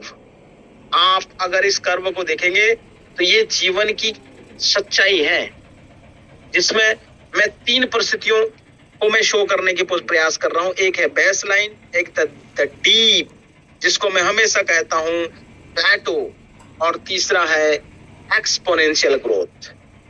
ये हर वो व्यक्ति जो जीवन में आज कामयाब है, ये इसके जीवन का आईना है। जब आप बेस लाइन में हो, जब आप सामान्य जीवन में हो, तो जब आप प्रयास करते हो, ठीक है, तो आप जरूरी नहीं है कि आप प्रयास करते ही बड़े बन जाओ।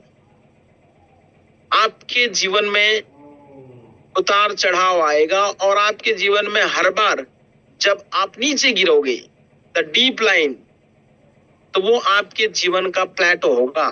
प्लेटो, जिसको मैं कहता हूं वो समय और वो काल जब आपके जीवन में परिस्थितियां बिल्कुल विपरीत हो। The deep line of your सोरो लाइफ, प्लेटो। उस परिस्थिति में आपकी प्रक्रिया, आपका विचार, आपके सोचने की ताकत और आपके काम करने की शैली और काम करने की योग्यता और उस समस्या को देखने का नजरिया तय करेगा कि आप दोबारा से अपने आप को शीर्ष पर लेकर जाते हो या वहीं आप अपने वजूद को खत्म कर देते हो। जब ये डीप लाइन, जब ये प्लेटो जीवन में आता है, तो 99.9% लोग अपने आप को हारा हुआ महसूस करते हैं और अपना काम छोड़ देते हैं, चाहे वो किसी भी क्षेत्र में। बहुत कम लोग होते हैं कि उस कंडीशंस में अपने काम को जारी रखते हैं। बहुत कम लोग होते हैं जो उस परिस्थिति में भी अपने आप को स्टैंड रखते हैं, क्योंकि वही लोग कर पाएंगे जिनको प्लेटो के बारे में पता है। प्लेटो कहता है यानी कि विपरीत परिस्थिति आपके जीवन में, किसी के जीवन में 1 हफ्ता, किसी के जीवन में 1 महीना, किसी के जीवन में 1 घंटा, किसी के जीवन में 1 साल रह सकता है। ये डिपेंड करता है आपकी समस्याएं कितनी बड़ी हैं। ये डिपेंड करता है आपकी समस्या का क्षेत्र क्या है। ये डिपेंड करता है कि आप उस समस्या से निकलने के लिए क्या उपाय करते हो। समस्या आएंगी जीवन में, जब आप उस समस्या पर खड़े नहीं रहोगे तो वो समस्या आपको खा जाएगी। और यही द डीप लाइन प्लेटो आपके ऊपर हावी हो जाएगा। लेकिन जो उस परिस्थिति में भी टिका रहेगा, खड़ा रहेगा, कारणों को समझ करके निदान करने का प्रयास करेगा, तो धीरे धीरे धीरे धीरे फिर से उसकी जिंदगी, ये एक्सपोनेंशियल ग्रोथ जो आप दिख रहा है, यहां पर वो पहुंच जाएगा। और ये मेरे जीवन में कई बार हो चुका है, हर सफल व्यक्ति के जीवन में कई बार हो चुका है, आपके जीवन में भी कई बार हो चुका होगा और कई बार होगा। बट आप क्या कर रहे हो प्लेटो के समय? जब द डीप लाइन आपके जीवन में आ रहा है तो आपकी क्या प्रक्रिया है? क्या आप अपने आप को हारा हुआ महसूस करके केवल दुआओं के भरोसे बैठ जाओगे? दुआ भी उसके लिए काम करेगा जो कर्म करेगा, और जब कर्म करोगे तब दुआ आपके साथ रहेगी और आप दोबारा अपने आप को ग्रोथ कर जाओगे। और इसीलिए हमने 90 डेज का एग्जीक्यूशन रोड मैप बनाया है। शुरू से 1 से 30 दिन क्या होगा, 31 to 60 डेज क्या होगा, और 61 to 90 डेज यानी कि 3 महीने के अंदर आपके इस प्रोजेक्ट में, आपके इस जीवन में क्या बदलाव आएगा। That all are already cleared. ये जो समस्या, ये जो नेगेटिविटी आपको दिख रही है, ये बहुत ज्यादा रहेगी तो केवल 3 महीना। क्या 3 महीना आप अपने आप को स्टेबल नहीं रख सकते? बिल्कुल बिल्कुल। हेलो, क्या रखा जा सकता है? अपने साथ छोड़ा है आपका? नहीं। समस्या है, किसी का विड्रॉल में प्रॉब्लम आया, किसी का, भाई समस्या तो समझो ना क्यों आया। कभी प्रयास किया समझने का? सर विड्रॉल नहीं आ रहा है, 20 दिन हो गया, भाई क्यों नहीं आ रहा है? कभी समझने का प्रयास किया? 16 employ, hello, 16 employ, withdrawal limit 1 से 1.5 लाख और विड्रॉल डाला जा रहा है 10 से 12 lakh. How it is possible? एक दिन के विड्रॉल को क्लियर करने के लिए हमको 7 दिन लग रहा है। अगले 7 दिन में फिर से विड्रॉल इतने आ रहे हैं कि वो और 14 दिन ले रहा है। कैसे पॉसिबल होगा आपको विड्रॉल देना?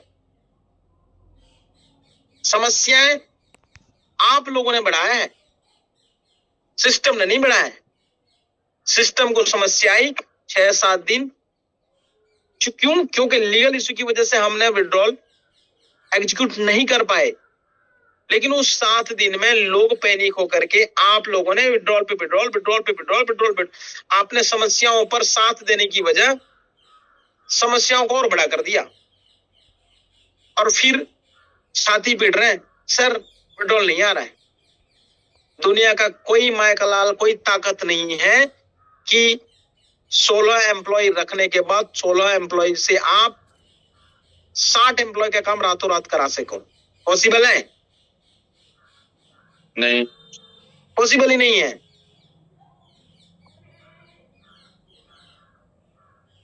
भाई गलती सिस्टम से नहीं, गलती हमसे हुई है। पैनिक सिचुएशन में आकर के सब अपना स्वार्थ का सोचने लगे, अरे मेरा पैसा तो डूब नहीं जाएगा, मेरा पैसा तो निकल जाएगा। भाई आपने समस्याएं बड़ी कर दी। समाधान करने वाले उन सभी साथियों को भी सैल्यूट है जो शीर्ष के लीडर हैं। दिन रात एक करके लोगों को कोशिश किया समाधान करने का। भाई पैसेंस रखना, अगर आप समस्याओं का समाधान का हिस्सा नहीं बन सकते तो कम से कम समस्याएं क्रिएट तो ना करो। राइट भाई, हम समाधान में साथ नहीं दे सकते, आकर के लड़ नहीं सकते समस्या से, तो पेट्रोल पे पेट्रोल डाल करके आप क्रिएट ना करते हैं, बल्कि आप अपने एंड पर ये प्रयास करते कि भाई कुछ दिन की समस्या है, सॉल्व हो जाएगी। तो आज हमको इस समस्या का फेस करना हमको नहीं पड़ता, बट कोई बात नहीं, आपने अपना काम किया, हमने अपना काम किया, सिस्टम ने अपना काम किया, ऑर्गेनाइजेशंस ने अपना काम किया, ठीक, डिपार्टमेंट ने अपना काम किया, सरकार ने अपना काम किया, सबने अपना अपना काम किया, और आज फिर से हम अपने उन्हीं जगह पर स्टैंड हो रहे हैं, हो चुके हैं। नेक्स्ट 30 डेज सारी चीजों को हम सेटअप कर देंगे पूरी तरीके से नए अपडेट के साथ। अभी 23 दिन हो गए, 7 दिन और लगेंगे, जिसमें से सारी सेटअप आपको मिलेगी वेल एग्जीक्यूटेड। अगले 30 दिन हम क्या करेंगे, एक्सेलरेट करेंगे काम को, फिर से तेजी से, बड़े रूप से, बड़ी शिद्दत से, बड़ी प्लानिंग के साथ में, बड़ी टेक्नोलॉजी के साथ में, एक्टिविटीज के साथ में हम नेक्स्ट 30 to 60 डेज के अंदर बिजनेस को आप बड़े रूप में आप देखोगे, एडवांस तरीके से आप बिजनेस को काम करते हुए देखोगे, और उसके बाद हम अपने नेक्स्ट 70 डेज में रिकॉर्ड तोड़ते हुए आपको दिखेंगे। और ये प्लानिंग होती है स्टार्ट ऐसे, radical transparency, mindfulness and perspectivity and savour the small wins. और ये चालू होगा ठीक 1 जून से, हम अपने नेक्स्ट माइलस्टोन की तरफ बढ़ेंगे, और 100% हम अपने कमिटमेंट पर खरा उतरे हैं, और आगे भी खरा उतरेंगे।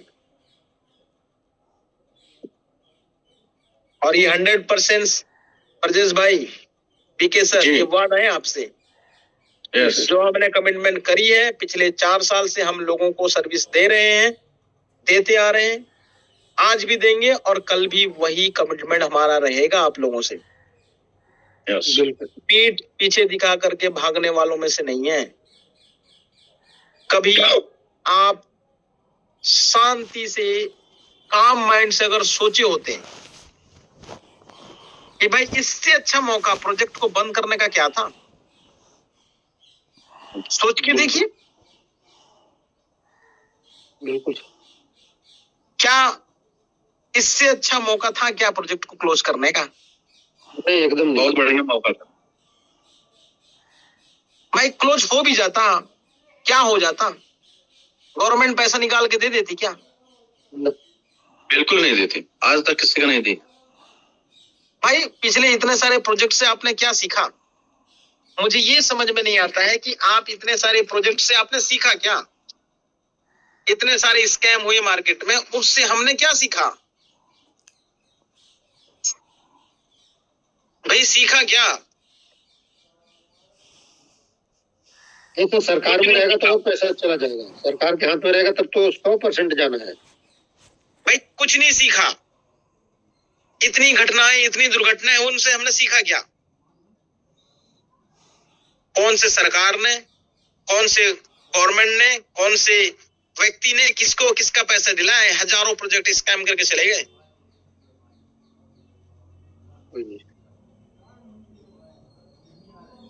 हमको तो गर्व होना चाहिए, गर्व करना चाहिए कि भाई इतनी परिस्थितियों के खराब होने के बावजूद भी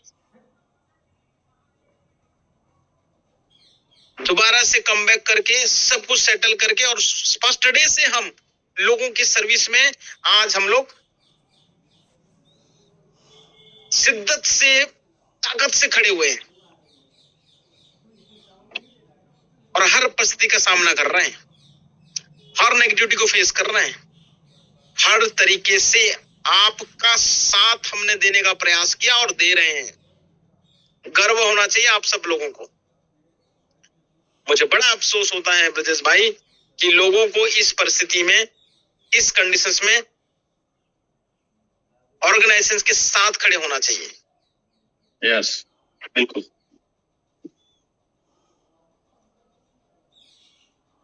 अभी आपने सोचा जितने भी बड़े लीडर्स हैं जो आज बड़े पे आउट पर हैं, जो बड़ी कम्युनिटीज हैं, जितने भी ऑर्गेनाइजेशंस आज बंद करके भाग करके चले गए, क्या उन बड़े लीडर्स का कुछ हुआ? सब अपने आप को सेटल कर लिए, बिल्कुल। लेकिन उन लोगों का जो शुरुआत की कंडीशन में है या जो स्ट्रगलिंग फेस में है, या मैं कहूं जिन्होंने भरोसे के साथ में अपना जमा पूंजी लगा करके आज कई सारे प्रोजेक्ट में अपने पैसे लगाए और वो सारे सब खत्म हो गए, उसके लिए किसी ने नहीं सोचा, कोई कुछ नहीं कर पाए।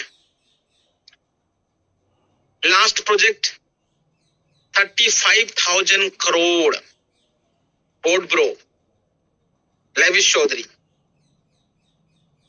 सी बुल्स, एरेना कैपिटल्स, एक्सपो,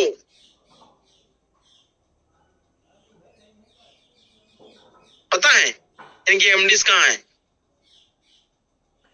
इनके इन्वेस्टर का क्या हुआ?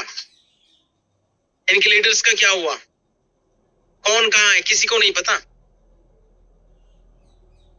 और पता भी है तो कोई कुछ नहीं कर पाए। कोई साथ खड़ा नहीं हुआ अपने इन्वेस्टर के, अपने क्लाइंट के।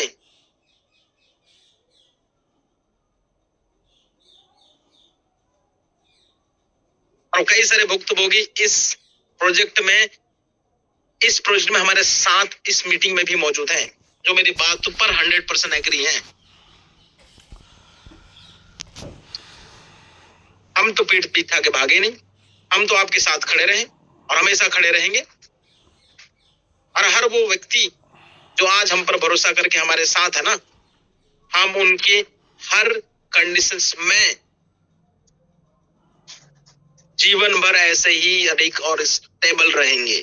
ये प्रॉमिस है हमारे ऑर्गेनाइजेशंस का, ये प्रॉमिस है तुषार बोई का, ये प्रॉमिस है फायर टीम का। कभी समस्या ना आने देंगे, समस्या आएगी तो हम साथ में मिल करके बैठ करके हम शिद्दत के साथ उसके साथ निपटेंगे। एक एक व्यक्ति की जिम्मेदारी ली है तो एक एक व्यक्ति की जिम्मेदारी निभाएंगे। मेरा सिर्फ हाथ जोड़कर एक छोटा सा निवेदन है आप सबसे, छोटा सा निवेदन।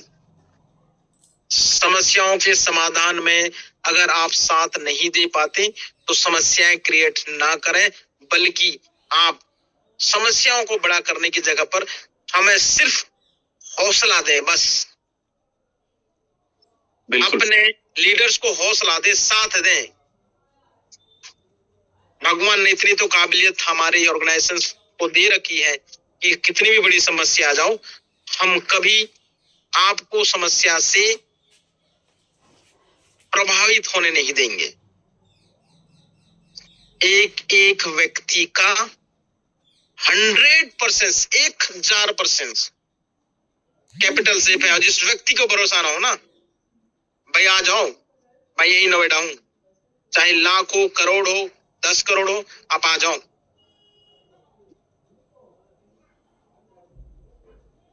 नहीं सर, लोगों का इमोजी देख के भरोसा है भाई, आज भी और हमेशा भी हम ऐसे ही रहेंगे। तो मुझे बिल्कुल भी नहीं लगता कि जो मेरे फायर टीम के साथी हैं वो डरे हुए हैं। मुझे बिल्कुल नहीं लगता कि फायर टीम वाले साथी किसी भी तरह का कोई फैसेंस लूज किए हुए हैं। हाँ, मैं ये जरूर कहना चाहूंगा कि भाई टेक्निकल समस्या आई, समाधान भी हो गई और होती रहती है, मैटर नहीं है। विड्रॉल की समस्या आई, हमारी वजह से आई, हमने उसको बढ़ा किया और बड़ा कर दिया, वो भी महज 2, 4, 5 दिन, 6 दिन में सारी समस्या समाधान हो जाएंगी, कुछ नहीं बचेगा कोई समस्या। हाँ, ये टेक्निकल समस्या है, ये तो पहले भी आई है। ट्रेड नहीं लगना, ये पहले भी हुई है, राइट। ये सब चीजें चलती रहेंगी, इसमें कोई बड़ी चीज नहीं है। इसको आप समझें, हम समझें, it's basically it's a part of business. Technically cyber attack होना ये भी पार्ट ऑफ द बिजनेस है, इसलिए हमने अलग से 2-2, 3-3 सर्वर खरीद के रखे हैं कि मालवेयर में अटैक हो, प्रोटेक्शन लगा के रखा है तो हमारे फंड पर कोई असर ना पड़े, ये हमको पहले से पता है। इसीलिए अगर आप एग्री होंगे तो जब जिस दिन सॉफ्टवेयर अपडेट हुआ था कई सारे लोगों के अकाउंट पर 1-1 लाख से ज्यादा का बैलेंस दिखा होगा। Am I right or wrong? वो मालवेयर अटैक था, ठीक है। एक साथ 1 लाख से ज्यादा मालवेयर हर लॉगिन पर अटैक होता था। आप लोग सोचते थे ओटीपी नहीं आ रहा है, कई कंपनी ने ओटीपी तो बंद नहीं कर दिया, भाई मालवेयर अटैक था। जो टेक्निकल पर्सन है वो समझ सकते हैं। गौतम जी हैं क्या लाइन में? गौतम भाई हैंड रेज करेंगे गौतम जी अगर हमें तो। गौतम जी को हैंड रेज करो। गौतम जी दिख नहीं रहे सर। हाँ साक्षी यादव कर दीजिए।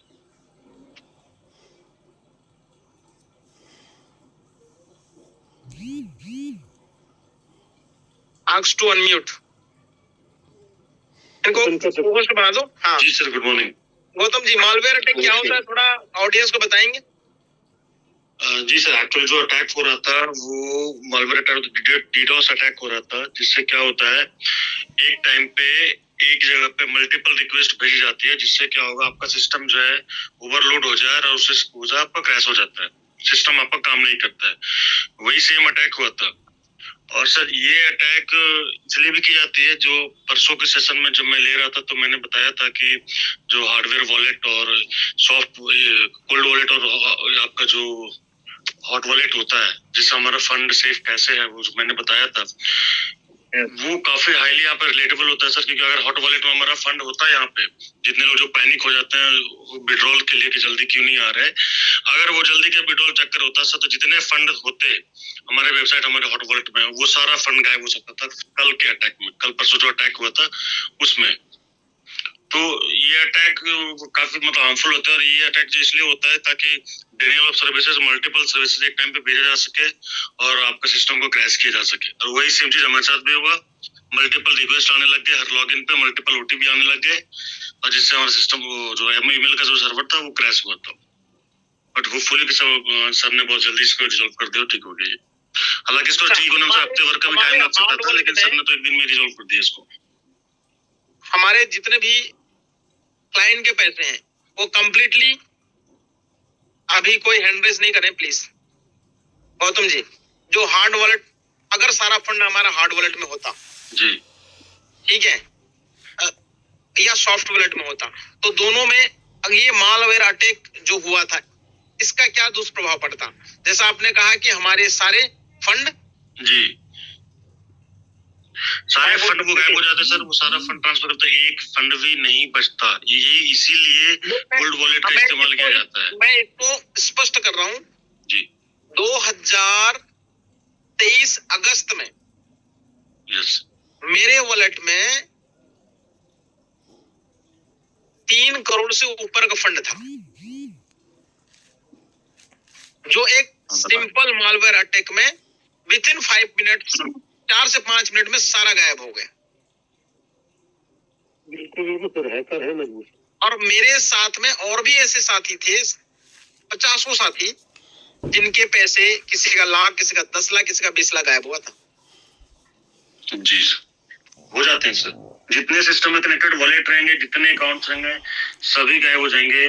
मतलब ये सर ऑटोमेटिक प्रोसेस होता है, ऑटोमेटिक विड्रॉल प्रोसेस होता है। जिस किसी का भी लॉगिन ओटीपी का एक्सेस आया सीधा, और वो मैं इसको लाइव दिखाऊं क्या मालवेयर अटैक? चलिए मैं दिखाता हूँ।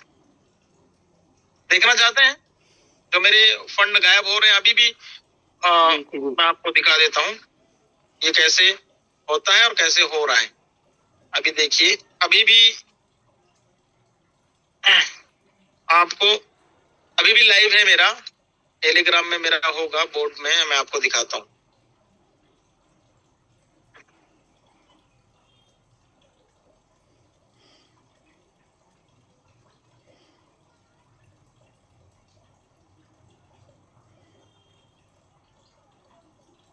अच्छा उस फोन में होगा,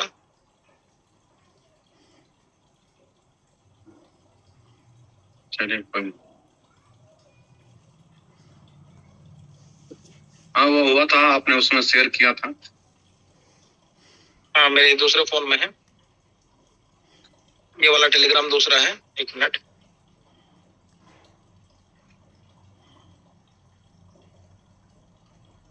गिव मी अ सेकंड। मेरे पास वॉलेट है, मैं आपको उसमें शेयर कर दूंगा। मेरे आज भी सॉफ्ट वॉलेट है, जो मेरा मालवेयर अटैक था ना, मैं आपको दिखाता हूँ। अच्छा, मैं इसमें कनेक्ट हो जाऊंगा दूसरे फोन में। कनेक्ट हो हाँ जाएगा सर। सर। मैं आपको लाइव दिखाता हूँ, ये कनेक्ट हो चुका है। अच्छा, इसको हैंड करिए सर। एंगेज करना पड़ेगा, इसको स्क्रीन वो करो।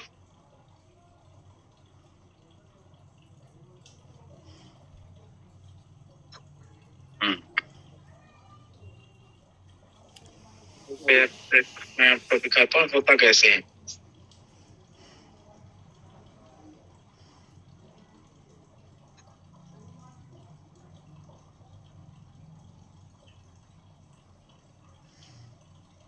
स्क्रीन शेयर हो रहा है? अभी नहीं नहीं अभी नहीं हो रहा। हो रहा। हो रहा है।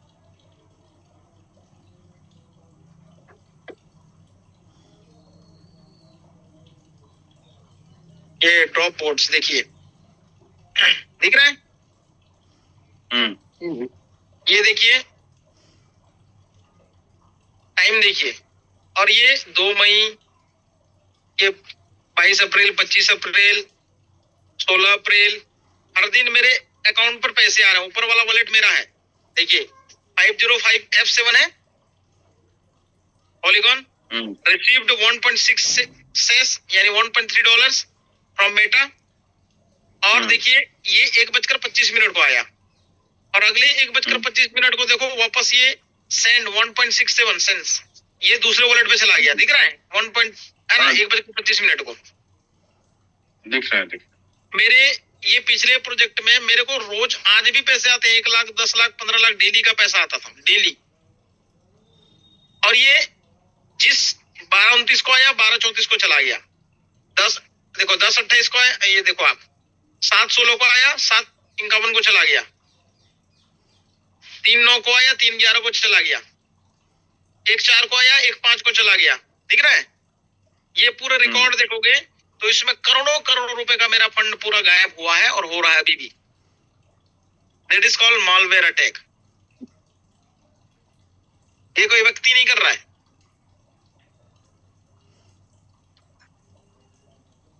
रिसीव हो रहा है, सेंड हो रहा है, रिसीव हो रहा है, सेंड हो रहा है। ये देखिए, किसमें 1 सेकंड में भी हो जा रहा है, उसी समय पर, उसी मिनट के अंदर। किसी को 2 मिनट लग रहा है, किसी को 3 मिनट लग रहा है, ये ऑटोमेटिक हो रहा है। 2:57 का आया, 2:58 को चला गया, 4:54 का आया, 4:55 को चला गया।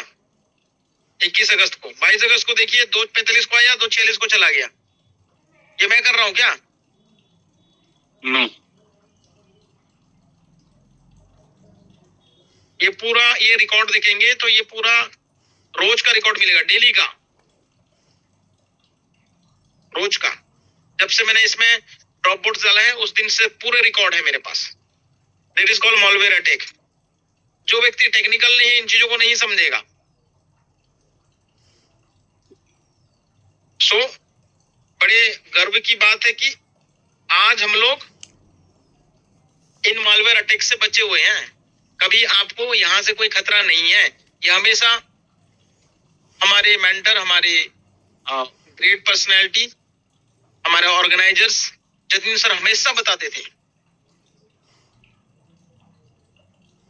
कि हमने सिक्योरिटी लेयर लगा के रखी है, कभी मालवेयर अटैक हो गया तो भी कोई परेशानी नहीं है, और आज वो साबित हो गया। दूसरा मैं एक चीज और आपको दिखाने वाला था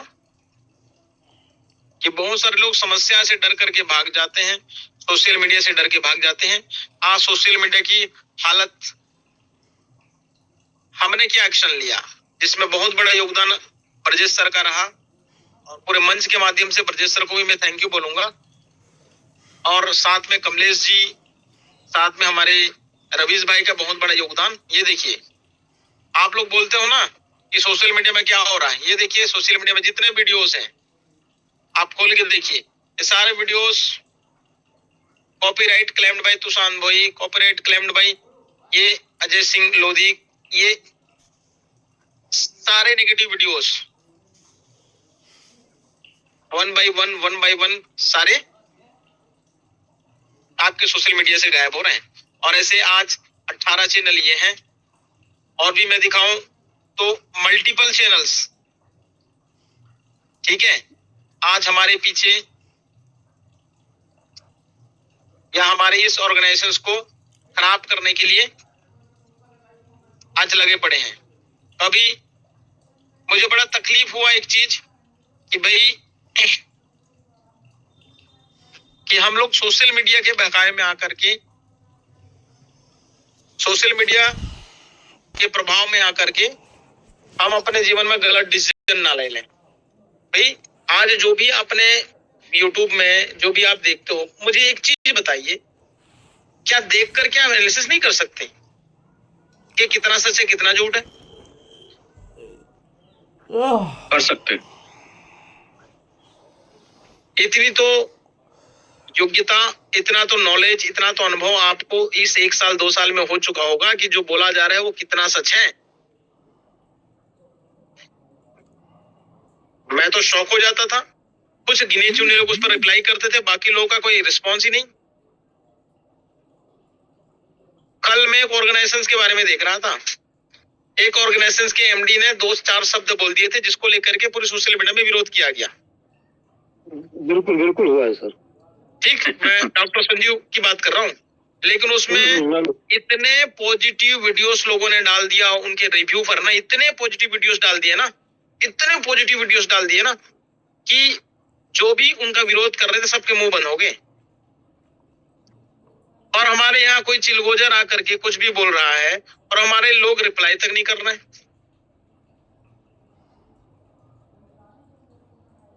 तो फिर किस चीज का हम एक हैं, हम साथ हैं, हम दुख में भी सुख में भी, किस चीज का बोलने का अधिकार है? भाई सोशल मीडिया का जवाब सोशल मीडिया तक जाता है, सबको स्ट्राइक करना चाहिए, सबको उस पर रिपोर्ट करनी चाहिए, सबको स्पैम रिपोर्ट करनी चाहिए। आज हम लोग 70-80 हजार लोग हैं, कोई एक वीडियो डाले ना उस पर पूरा उसके पीछे पड़ जाते हैं आप लोग। वहां पॉजिटिव उस वीडियो को सपोर्ट करने वाले 10 लोग हैं तो उस वीडियो को अपोज करने वाले 10,000 लोग हैं। भाई सच बोलने के लिए क्या डर है? लोग तो चेहरा छुपा करके झूठ बोल रहे हैं सोशल मीडिया में, और उस चीज को हम लोग शेयर कर रहे हैं। देखो ये वीडियो बना है, ये वीडियो बना है, एक विशाल नाम का लड़का वीडियो बनाता है, और आप लोग हमारा साथ देने के बजाय, उसका अपोज करने के बजाय उस वीडियो को शेयर करने पर लगे हैं। कितनी सच्चाई उसके बातों पे है आपको पता नहीं चलता है। किसी ने बोला कि सर बताओ तो पैसा कैसे निकालना है, मैं आऊं आपके घर, एड्रेस बताओ।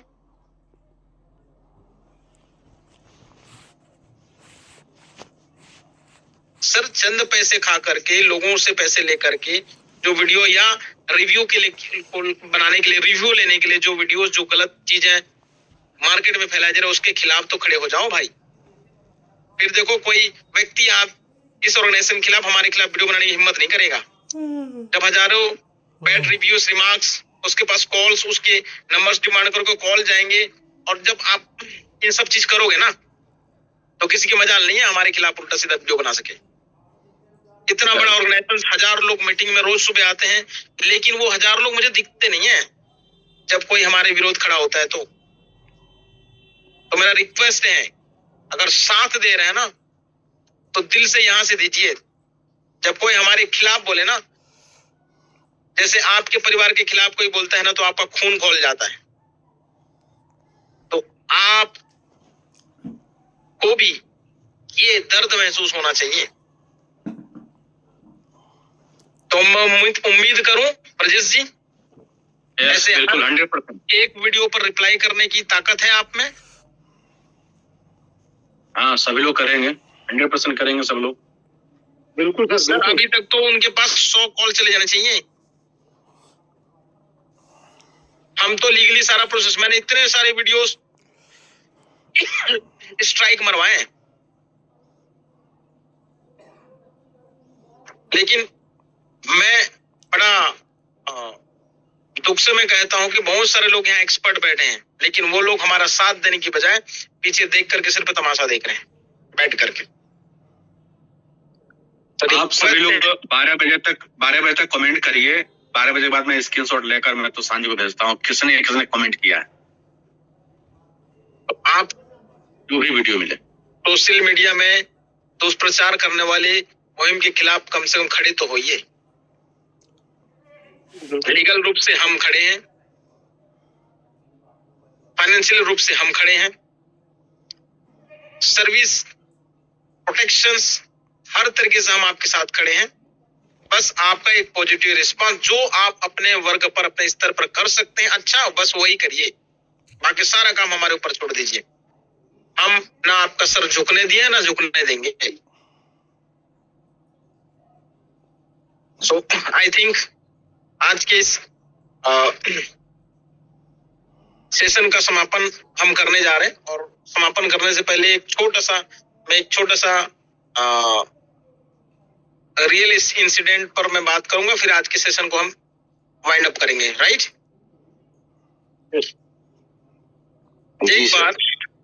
एक बार क्या हुआ, फिर आप समझ जाना, इसका भावार्थ आप समझ लेना मीटिंग के बाद, ठीक है?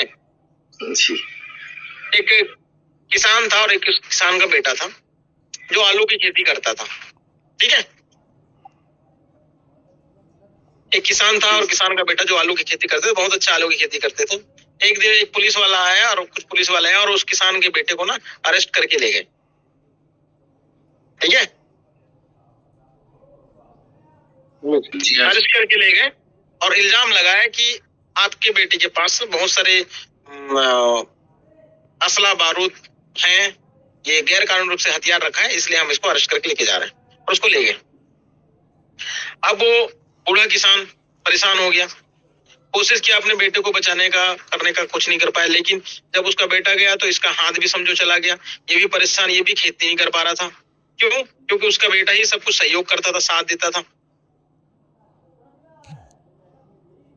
अब धीरे धीरे जब समय बीता और महीनों तक अंदर उसका बेटा जो है वो जेल में रहा, तो इसके पास भी पैसे नहीं थे, खाने पीने के कुछ नहीं थे, और खेती करने का तो इसके पास में कोई साधन औजार या पैसे नहीं थे। जब आलू खेती करने की समय आई तो उसको कुछ समझ नहीं आ रहा था, बेटे से संपर्क नहीं हो पा रहा था, तो उसने बेटे को टेलीग्राम लिखा, ठीक है? टेलीग्राम में लिखा कि बेटा मैं बहुत मजबूर हूँ, बहुत थका हुआ हूँ, हारा हुआ हूँ, टूटा हुआ हूँ, मैं खेती नहीं कर पा रहा हूँ, और मैं तो अपने खेत को भी जोत नहीं पा रहा हूँ, खेत को भी मैं आज खुदाई नहीं कर पा रहा हूँ जिससे मैं आलू बो पाऊँ और कुछ पैसे इकट्ठा कर पाऊँ, वो भी नहीं हो पा रहा है। ये सारी कहानी उन्होंने अपने बेटे को लिखा, टेलीग्राम भेजा, क्योंकि उस समय फोन वोन का वो सिस्टम नहीं था, तो टेलीग्राम के माध्यम से वो खत गया। कुछ दिन के बाद टेलीग्राम वापस आया, रिप्लाई वापस आया, और रिप्लाई में लिखा था कि पिताजी, जो मैंने असला बारूद रखे थे वही जहां पर हम आलू बोते हैं, आलू वाले जमीन पर मैंने गाड़ के रख दिया है। पिताजी को डर लग गया, उन्होंने सोचा कि कहीं सही में मेरा बेटा तो कोई तस्कर नहीं है।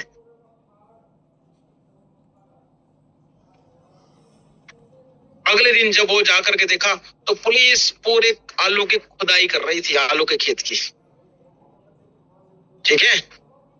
आलू के खेत की खुदाई कर रही थी, उनको कुछ नहीं मिला, पुलिस वापस चली गई। दूसरा टेलीग्राम आया बेटे का, पिताजी खुदाई हो गई, ठीक है? हेलो, बिल्कुल बेटे का खत आया, पिताजी खुदाई हो गई, आप आलू आप बो सकते हैं। तो I hope you understand the meetings purpose and the stories purpose. इस कहानी का भावार्थ आप समझ चुके होंगे, मैं क्या कहना चाहता हूं और किस भावार्थ पर कहना चाहता हूं। जिन लोगों ने हमारी वजूद को नेस्तनाबूद करने की कोशिश करी, आज वो सारे लोग और सारी हस्तियां नेस्तनाबूद हो चुकी हैं। So thank you very much and over to you Brajesh sir, thank you so much.